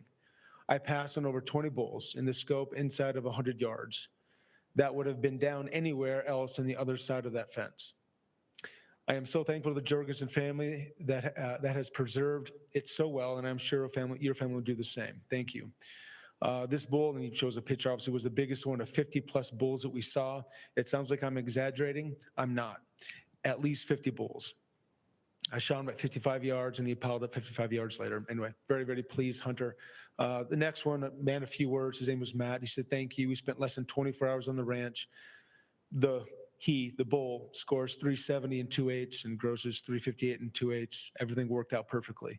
Only issues with that, I saw the bull. It wasn't 370. That's neither here nor there. Matt, if you're listening, I'm really sorry, brother. It was a great bull, but you had a very generous score for sure. In conclusion, both the prior and the current Barge Ranch ownership and operators have worked diligently to ensure successful and more memorable hunts to those that draw the permits to the CWMU, and we will continue to do so. We truly enjoy providing these special hunting opportunities to the public and to celebrate with them on a punch tag and a treasured harvest. The CWMU program in the state is truly a win for all parties. It's a win for the landowners in that it provides a revenue source to offset the grazing and agricultural loss from wildlife, for the state in the form of significant reductions in depredation and compensatory damages, to the public in the form of improved land access and premium hunting opportunities, and to wildlife in the form of habitat conservation and improvement. We believe both the letter and the spirit of these objectives supporting keeping the Barge Ranch CWMU as currently constituted. And thank you for your time. Any questions? Yeah. I have one question, which Vance, I think, is the biologist in the area, and both. I just want to ask, knowing the area, are the trade lands comparable? Yeah. I was involved in orchestrating the trade lands and very, very comparable. In fact, those fenced areas, a lot of it's pretty steep and pretty thick. That's the public that's within the CWMU, and like you said, the other property there, yeah, it has game in it also, and it's more accessible. So yeah, and like you said, the fence line is there, and it would be confusing for the public, I think, to take it out.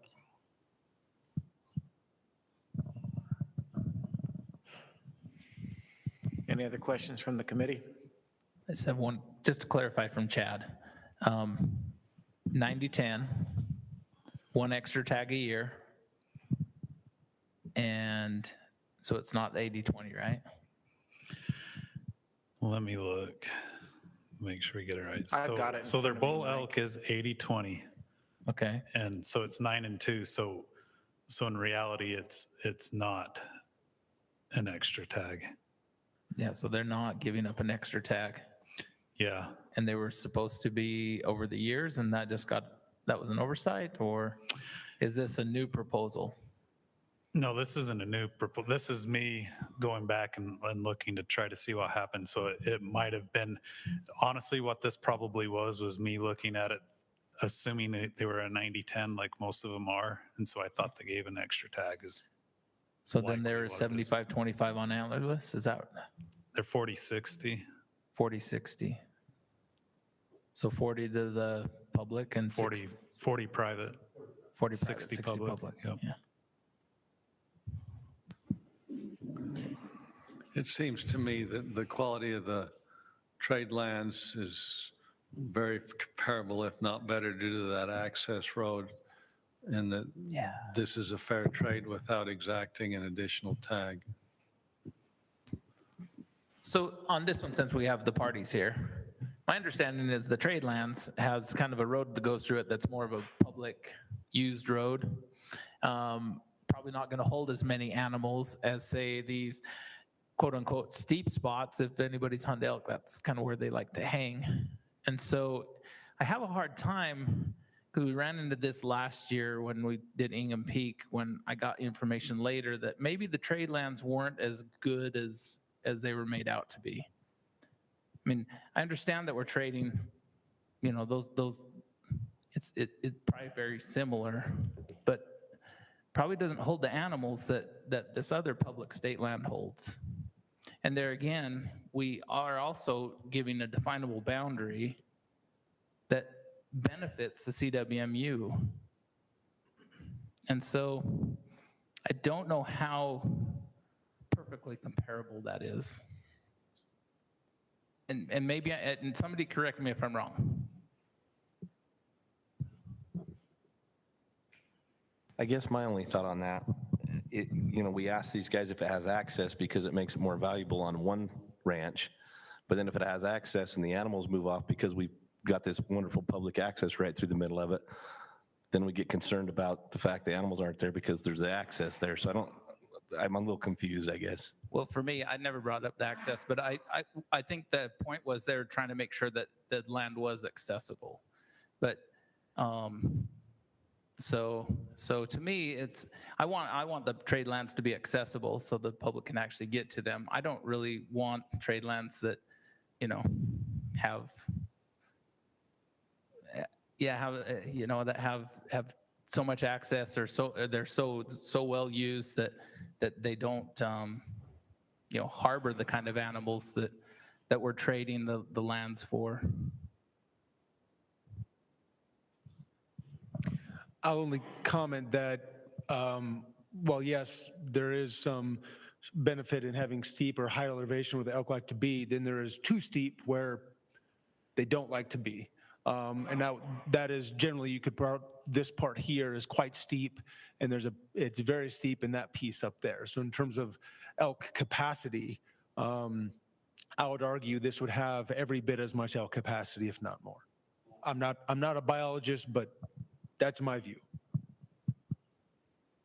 Dan said there can be more there, and I know him, and so he's probably right. There you go. I'm willing to be taught. It's just when I hear that there's a main road that goes through it, it's like, well, that's not as good to me as in most cases. That may be the case, but the water availability down here is also greater, and that I think would generally offset the fact that it's a road. This is where a lot of the pasture lands are down in this area, and that's where obviously they'll come for very easy food.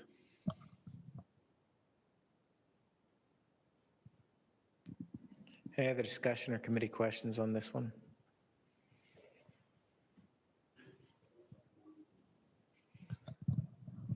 I'd like to have one clarification. Let me add one thing. Please introduce yourself. Can you speak into the mic? On those lands that, the trade lands, there's also Gooseberry Creek.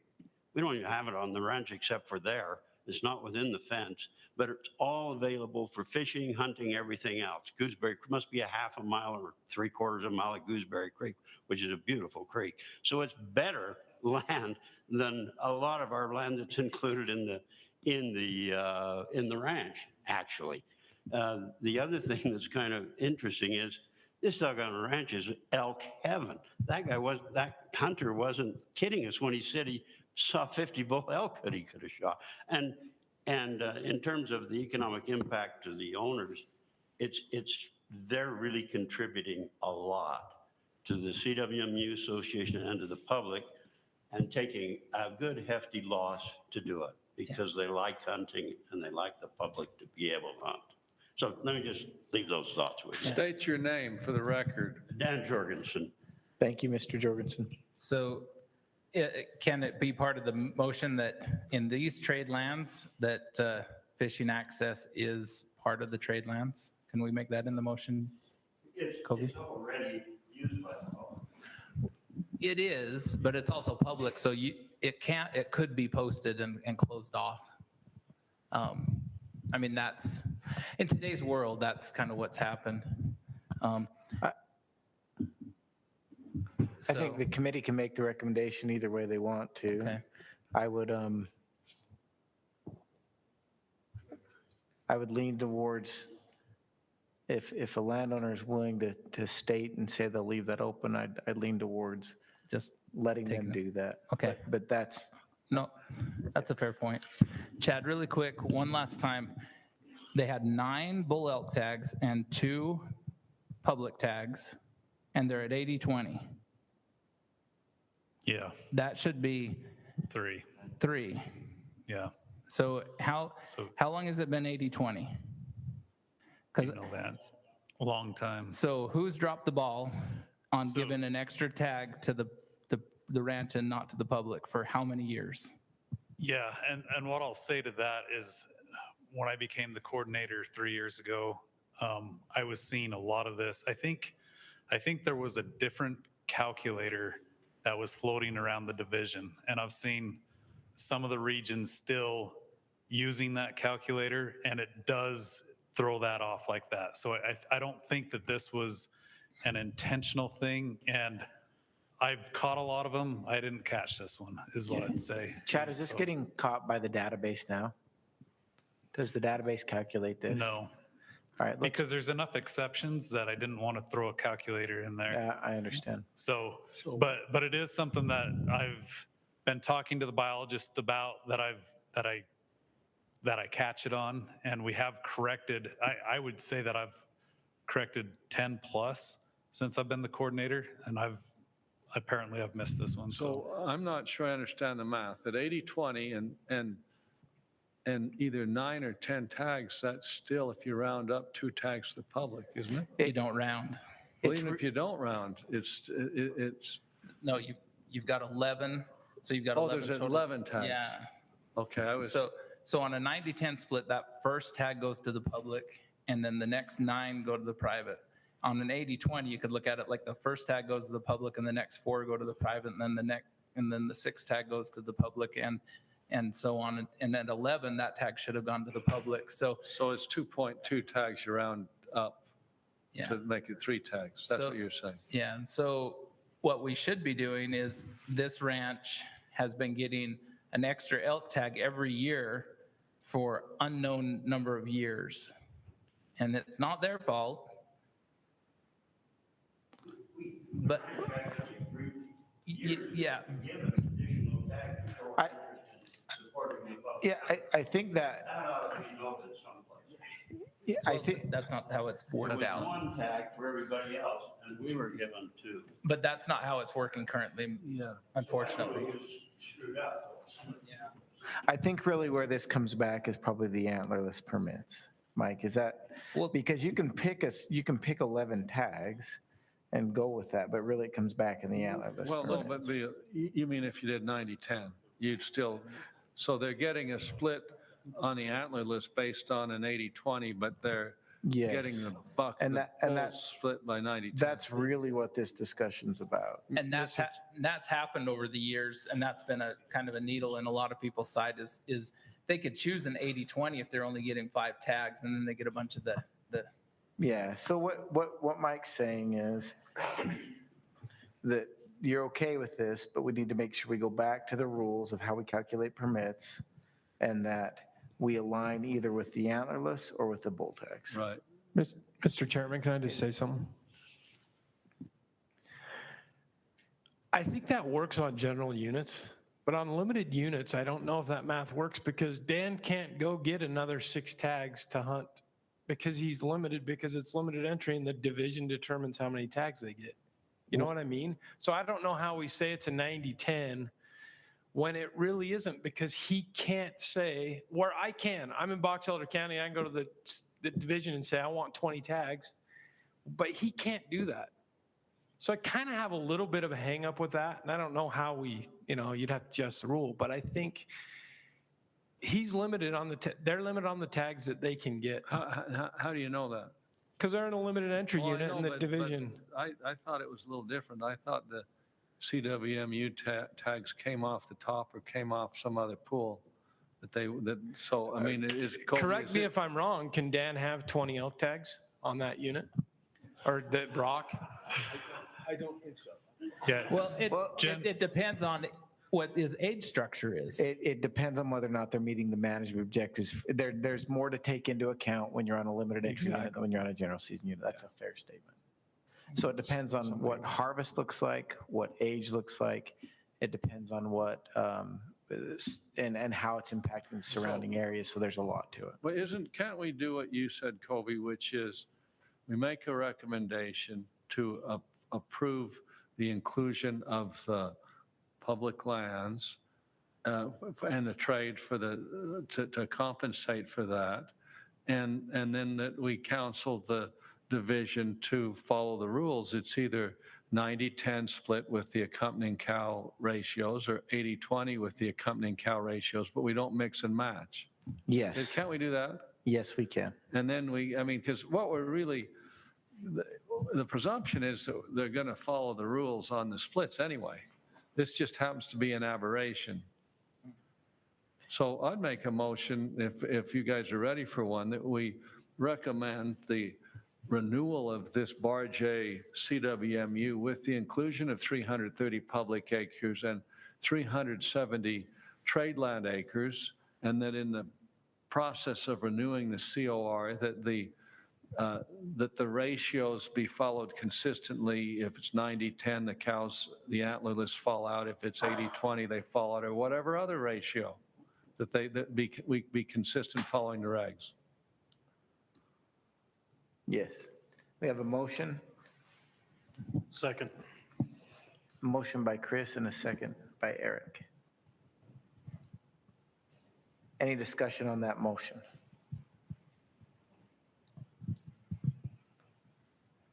Okay. Call the question. Those in favor? Aye. Aye. Aye. Aye. Aye. Aye. Aye.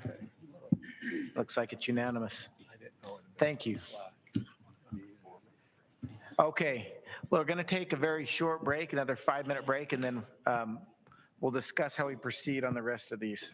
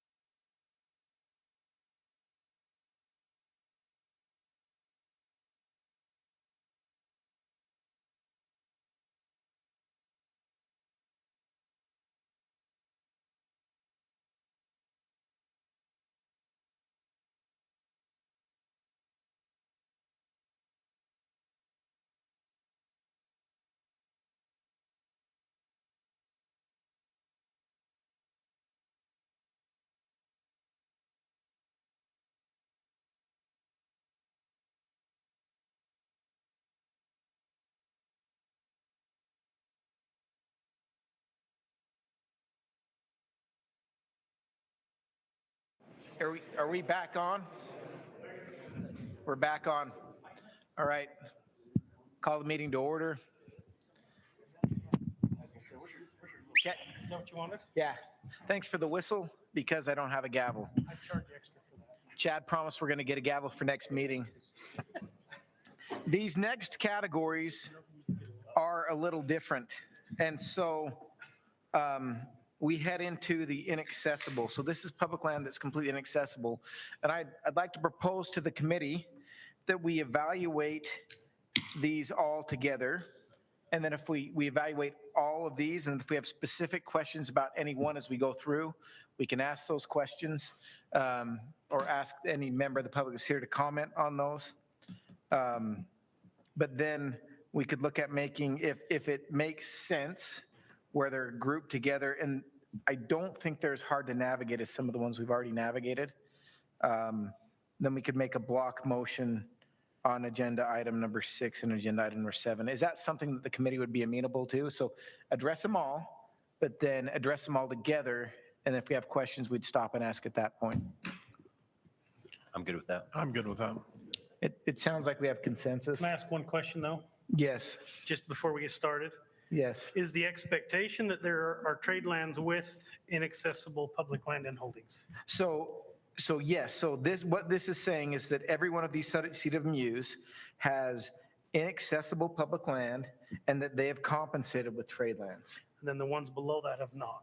The ones below that have inaccessible public lands and they're compensating with permits, I assume. Is that correct, Chad? Some, to be frank, some of them with permits, but some of them it's 30 acres and 10,000 acres or 12,000 acres. Okay. So it's, Let's, yeah, we'll hit on that when we get. okay, let's hit it together and go through Indian Head, Roan Cliffs, Park Valley, and Hereford. Thank you, Chad. Okay, so Indian Head, like I said, not accessible. There's 1,100 public acres in it, and they have about 700 acres of trade land. So 22,800 acres. And on this one, where is Indian Head at, Chad? it is in Avinaquin, Wasatch. Avinaquin. Yeah, it's just West of Soldier Summit. Yes. East of Soldier Summit. Okay, I Sorry. know where you are. Yeah. Yes. It's in Indian Canyon. Yes. Okay. Highway 6 country. So I don't know how long we want to look at these. You want me to just go on? I think if we have a question, Really quick, the public, go ahead. just point out, make sure you point out the public and the trade. So trade lands are up here. All this checkerboard stuff would be the stuff, the public that's inside of it. So is that also trade on the bottom, kind of bottom center? That's Oh, yeah. black Yep. hatch too? Here too.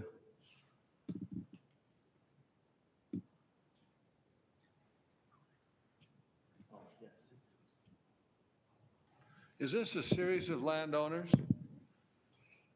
Or- It's one landowner.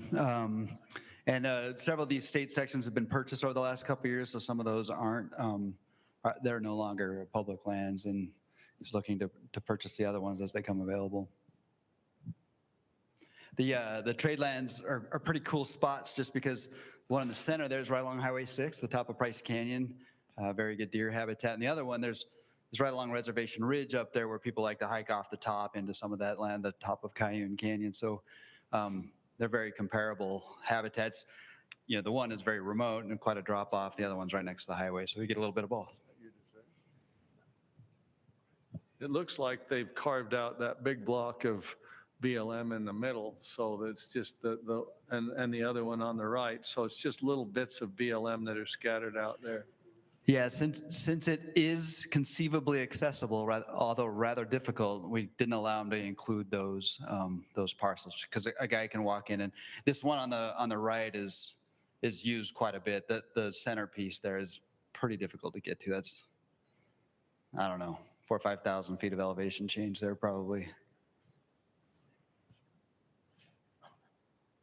So Covy, is the idea you're going to just go Okay. through these quickly and then we're going to. Yep. Next one. So next one's Roan Cliffs. Brad, these are mostly yours, right? So stay close. Yeah, so you see, like this one is the public land in, but it's split in half with another CWMU, so they just share that one, but you have the trade lands up here. Whereabouts is Roan Cliffs? It's close to the last one. It's down in the 9 Mile. 9 Mile. Yeah. Just north of Wellington? Yes. Yep. And then we have, oh, I messed that slide up, Park Valley, Hereford. You see the public land in here, and there's just a bunch of CWMUs there. So you get the trade land up here.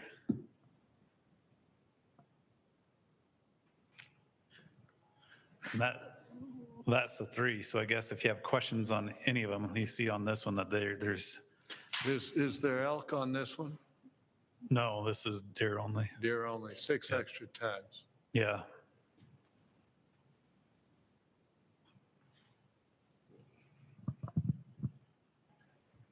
Just one section of offset. Yep. So this has both, just to understand this correctly, this has both additional permits and trade lands. Yeah, and I think because of the discrepancy, I mean, they take in 2,000 acres of public land and are trading out 640. That's a pretty high discrepancy in that. It's about, oh, go ahead, Mike. I was just gonna say it's about 10%, and we've seen other ones with like 8%, 7% that aren't required to give as many. I mean, I'm not advocating that they get back tags, but at the same time, like that's the problem. There's this inconsistency. We passed all these ones so far without getting anything back, and now we look at one and oh wow, look at what's required of. I think the difference here though is the ratio of public to traded lands is 1 to 3.5. So there needs to be some kind of a compensator. Yeah, and what we do is just we'll just subtract that number, that 2180 from 640 and whatever left, and then we just run that through our permit calculator that we've created, and it spits out that number. So that's on our side. That's how we've done it. Okay, so that comes. You guys actually have a calculator with the method with that. Okay. Yeah. Yep. That makes sense. Chad, can you go back to the other two really quickly? Oh, this one first. So this one has, again, this one has more trade than they have included. And Brad, could you speak to the comparability of the trade lands? Yeah, this one's kind of a cool opportunity. The 9 Mile unit has very little public accessible land. The crosshatch up there, the comparable or the trade lands, it's a place called Sheep Canyon. It's kind of one of the only big blocks of public land. In this backcountry, you'd have to take a horse or go on foot, but it's kind of a cool spot. And those trade lands are nice. There's some water on 2 of those little 40s. So yeah, and holds elk. So it's kind of a cool opportunity, a very rare opportunity on this unit where there's elk on public land. Sheep Canyon hits a main road down in 9 Mile Canyon, a paved road in Carbon County. And then if you go back one more. How does one do that? So this one's a bit different where the trade lands don't add up to the amount of public land that's inside of it. We're down 400 acres, 430. So it's a 1.6% difference. And we haven't accounted for that in tags just because we can after 5 or 6 years. I think it adds up to a tag, but we have yet to add an additional tag. We'd have that option or cutting out one of these portions to make a trade lands. You can see some odd fingers that could easily be made into trade lands. Is there anyone here to represent any of these CWMUs? No, neither of them could make it tonight. Okay. They saw how late they were on the agenda. So Brad, did you say that maybe those numbers aren't accurate anyway because some of the state lands are now private? Yeah, but I think The numbers are correct. Okay. I think just some of the blue. Just not the graphic. Yeah, the numbers are correct. I think just the map, some of the blue is actually private now. Cool, thanks. And some more will change shortly, I believe. But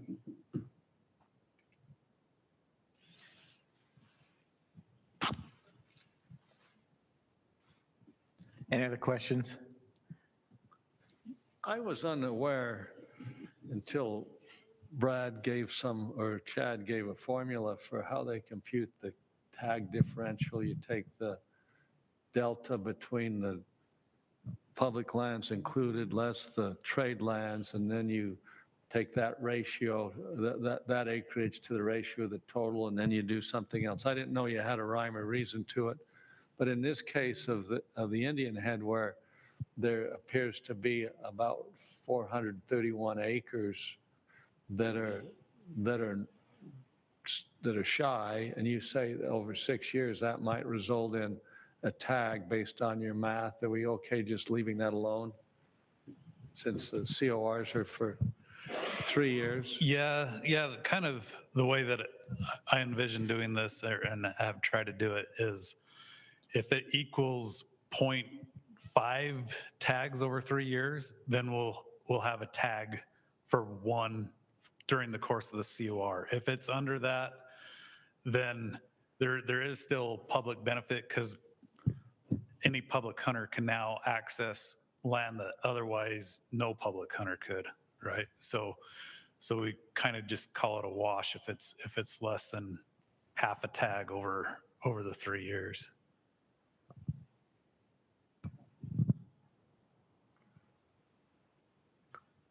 How do y'all feel?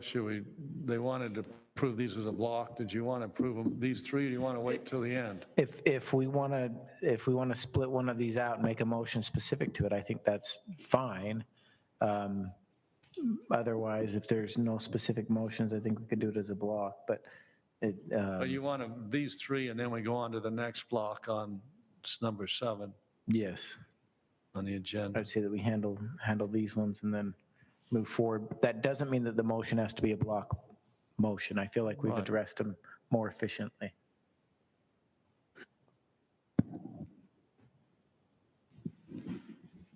I make a motion that we approve these three CWMUs, the Indian Head, Roan Cliffs, and Park Valley Hereford as presented. Second. Motion by Tim and a second by Greg. Call for any discussion on the motion. All right, we'll call for a vote. Aye. Aye. Aye. Aye. Aye. Aye. Aye. Aye. Motion passes unanimous. I think as a comment on this, and that is that it's been brought up several times to look at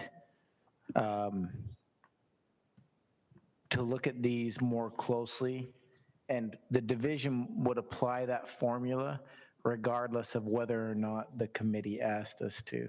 So as we evaluate these for renewal on Indian Head, we will look at that and see if that qualifies for an extra permit on the 3-year COR. And you may see that recommendation from us at the RACs. I just want to make that clear.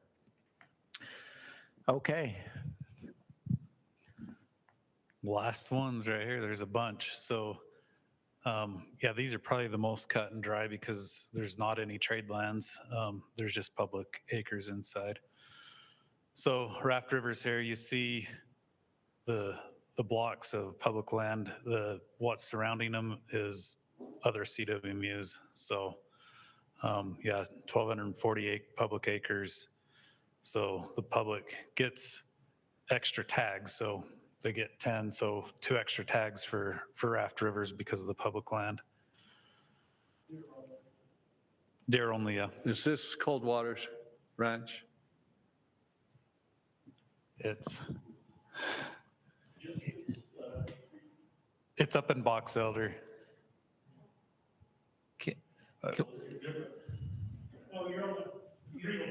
Yeah. This one, yeah, this is up in Box Elder, so.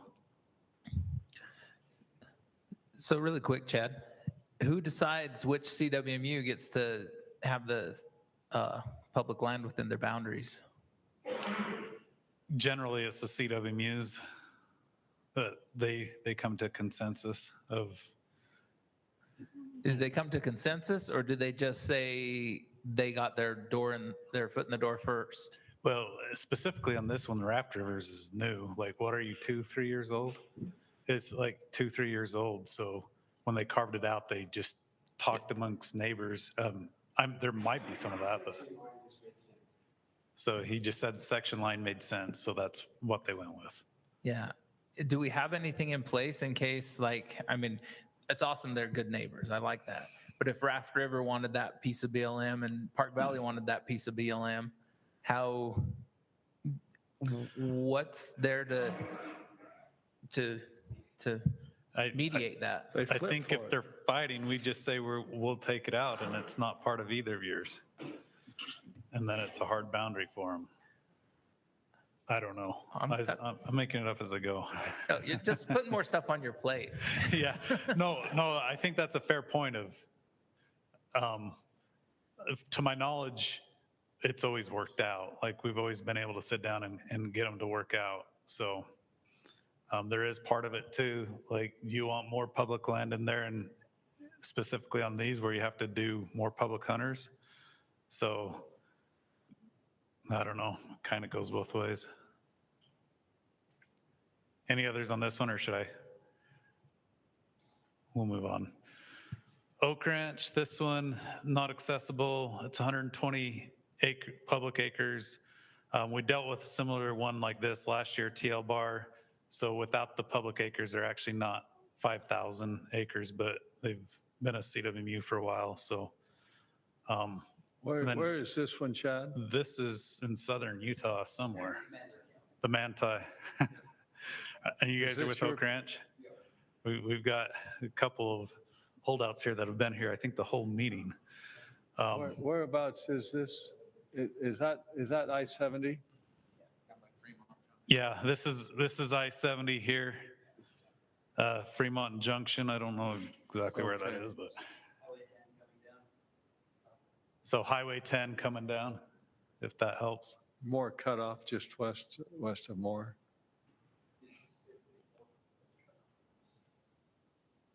So on this one too, it's an extra deer permit, or it almost looks like 2 if they do 90-10, so there's 3. Chad, I think it'd be good to have those CWMU operators or owners that are in attendance be on record, even if they just introduce themselves. Okay, let's do it. So I mean, these folks drove from Sevier County. I've sat here for 4 hours or whatever. I think it'd be nice to know their names. I agree. Justin Higley, I River CWMU.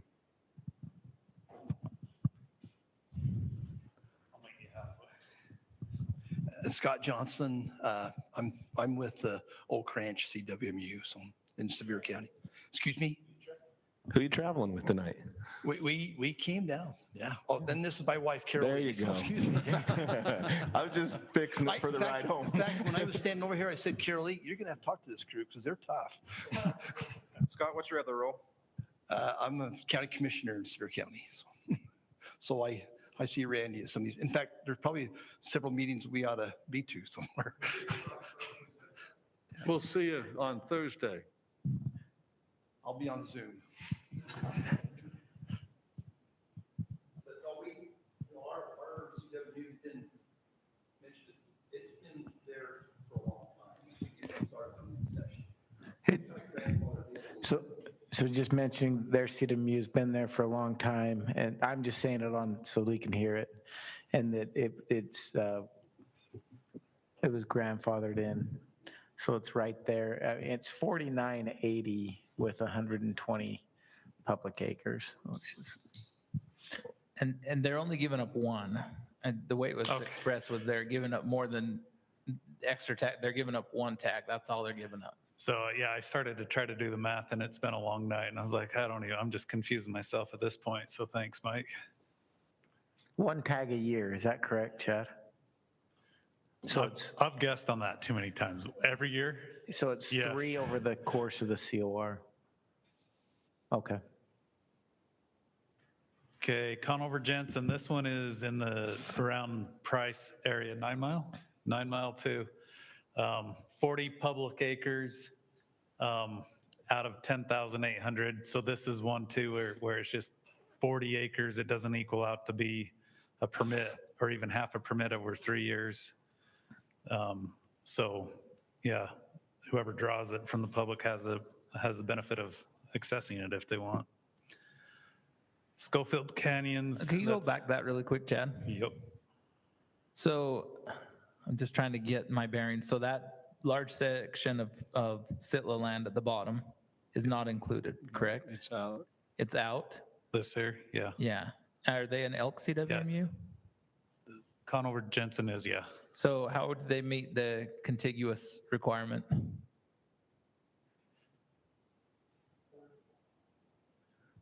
So, do you know? It meets it without the, what we've done, let's see. Oh, because it's touching corner to corner. Corner to corner doesn't count. Yeah, I see what you're saying there. Well, it does count touch corner to corner.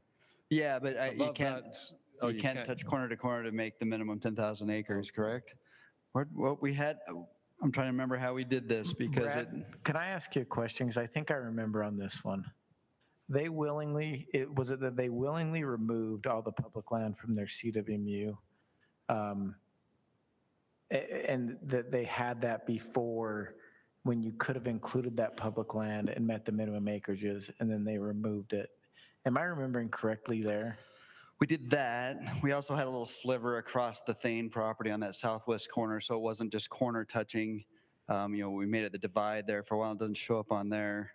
Because we've been up against this. This was a much larger CWMU that divided up a couple years ago, and will change this summer. A significant portion of that will drop out, and it'll be fixed this summer because it'll join with that CWMU below. Sorry, just because a third of that's going to drop out of the program this summer. Yeah, I'd heard something like that, but that's why I was wondering. So if we approve this, we're not necessarily approving this concept here. Is that what you're Brad, is this chunk coming out? So, yeah, it sounds like that chunk with the public, this one, I guess we can just pretty much skip So- because In good faith, should we even be voting on this if we know it's going to change? I think you're right. I mean, this is to evaluate public land. If this is going to look different in the fall, then there's no reason to evaluate or make a motion on this one. I guess what Brad was just saying here too is nothing's guaranteed. Yeah, nothing is guaranteed. Do you make a motion of accepting it or not? Is that what the committee would like to do, is make a motion under this, and then if it changes, obviously we'd evaluate it as per the rules? Does that change happen prior to people putting in for these hunts? No.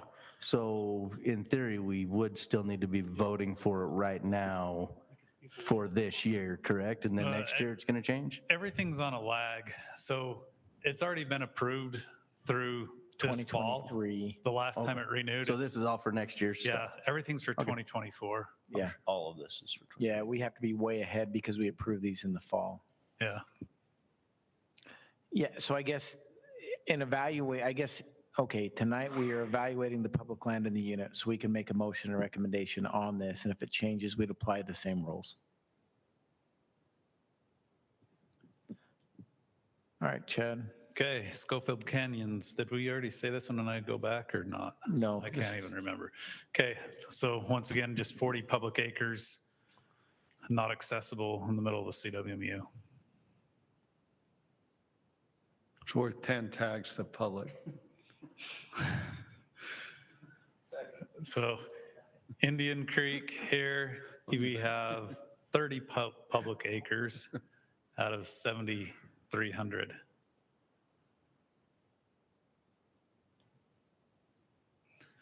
Mount Carmel, this one I've messed up. So, okay. Where's Highway 89 on this? South of it. Yeah, it's right here. So you have Orderville, Mount Carmel. This is 89.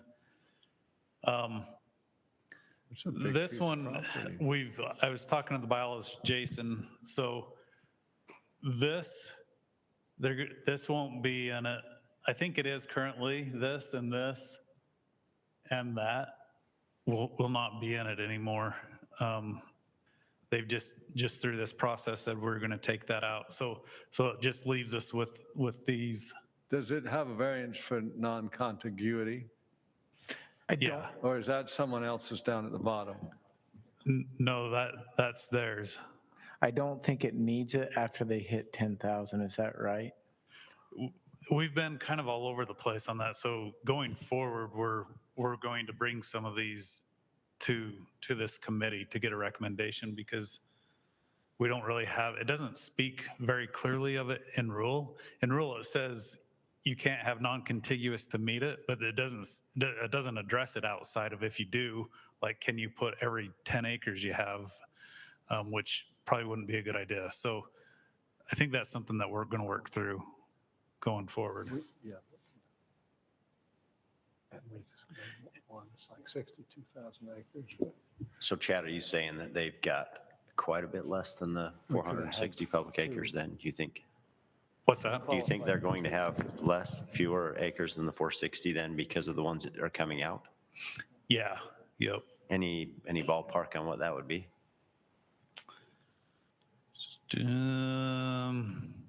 You're probably still looking over 300. Okay. But yeah, that'll work. Thank you. That was the last one. So on your agenda, it has North Peaks. That Indian one, Creek. And Indian Creek.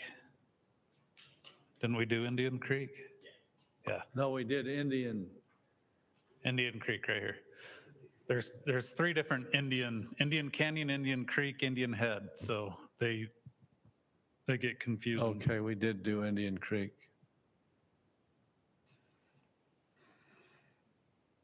Hey, Chad, do you know how much the state pays Sitla to lease the hunting rights on Sitla land? I don't. Covy? Covy might. I used to know when we were on the Habitat Council. That's where the check. I know, isn't that fun, Mike? Oh, and you're going to spend $1 million. Okay. I simply ask that because I know there's a per acre fee that it works out to, and I see. Yeah, it is. Mike, I can get you that information. I was just wondering, like, I mean, aren't they paying about $2 million now? That's what I thought. I don't remember what the last negotiated bid was, but I can let you know what it is. It's public information. I can get it for you.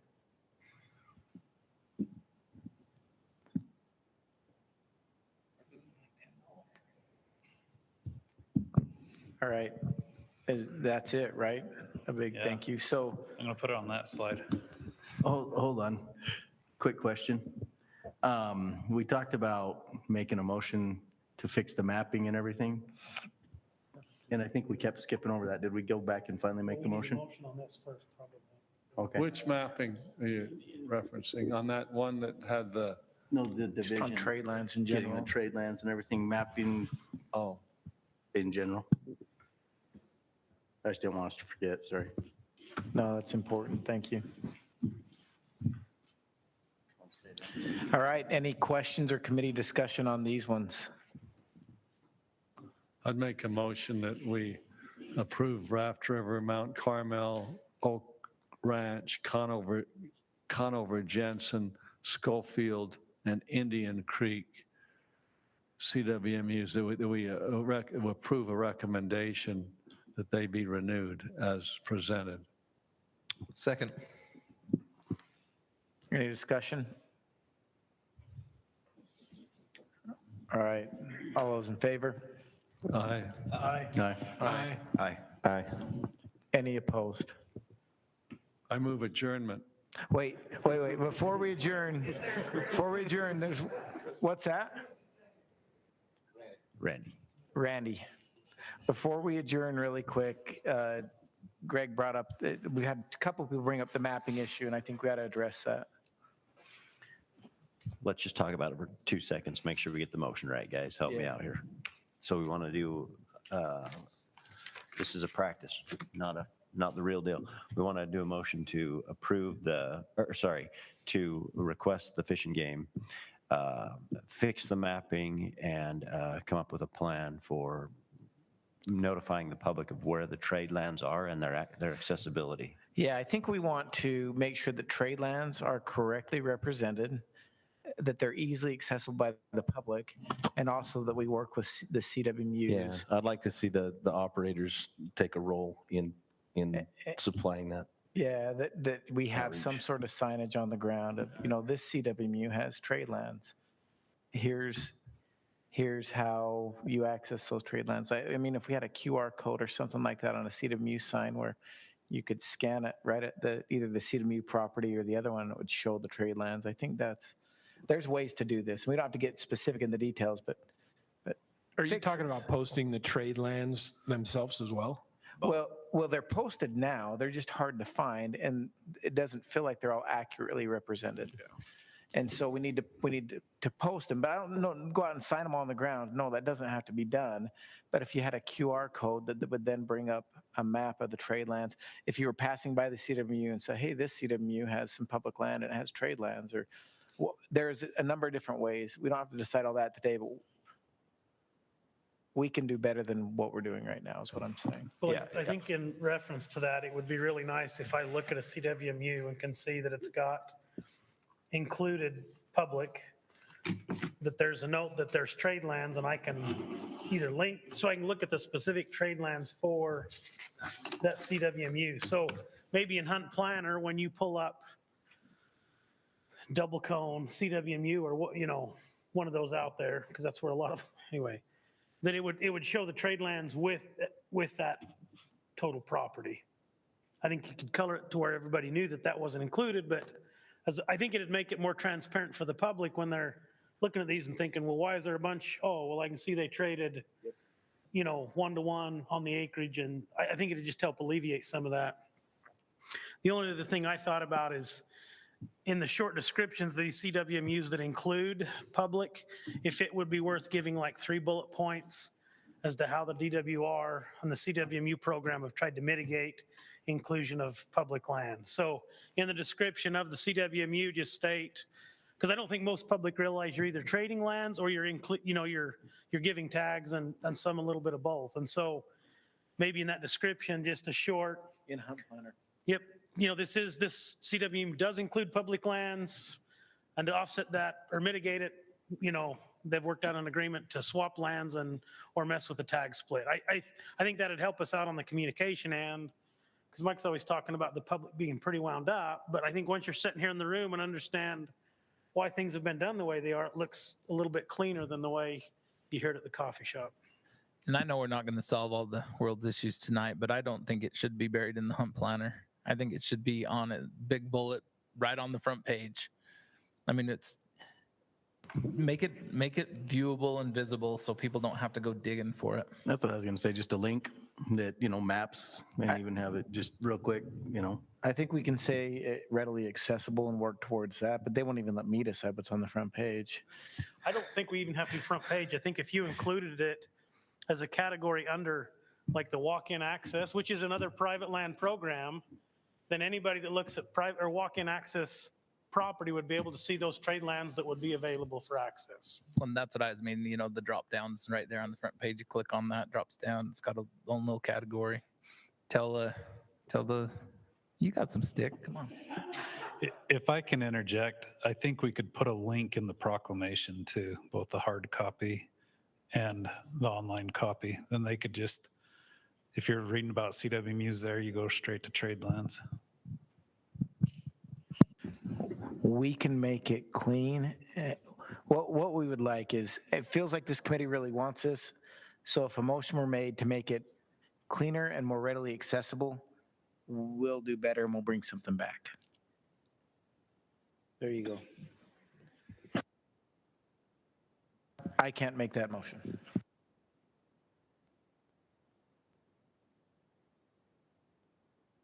Make the motion, please, Greg.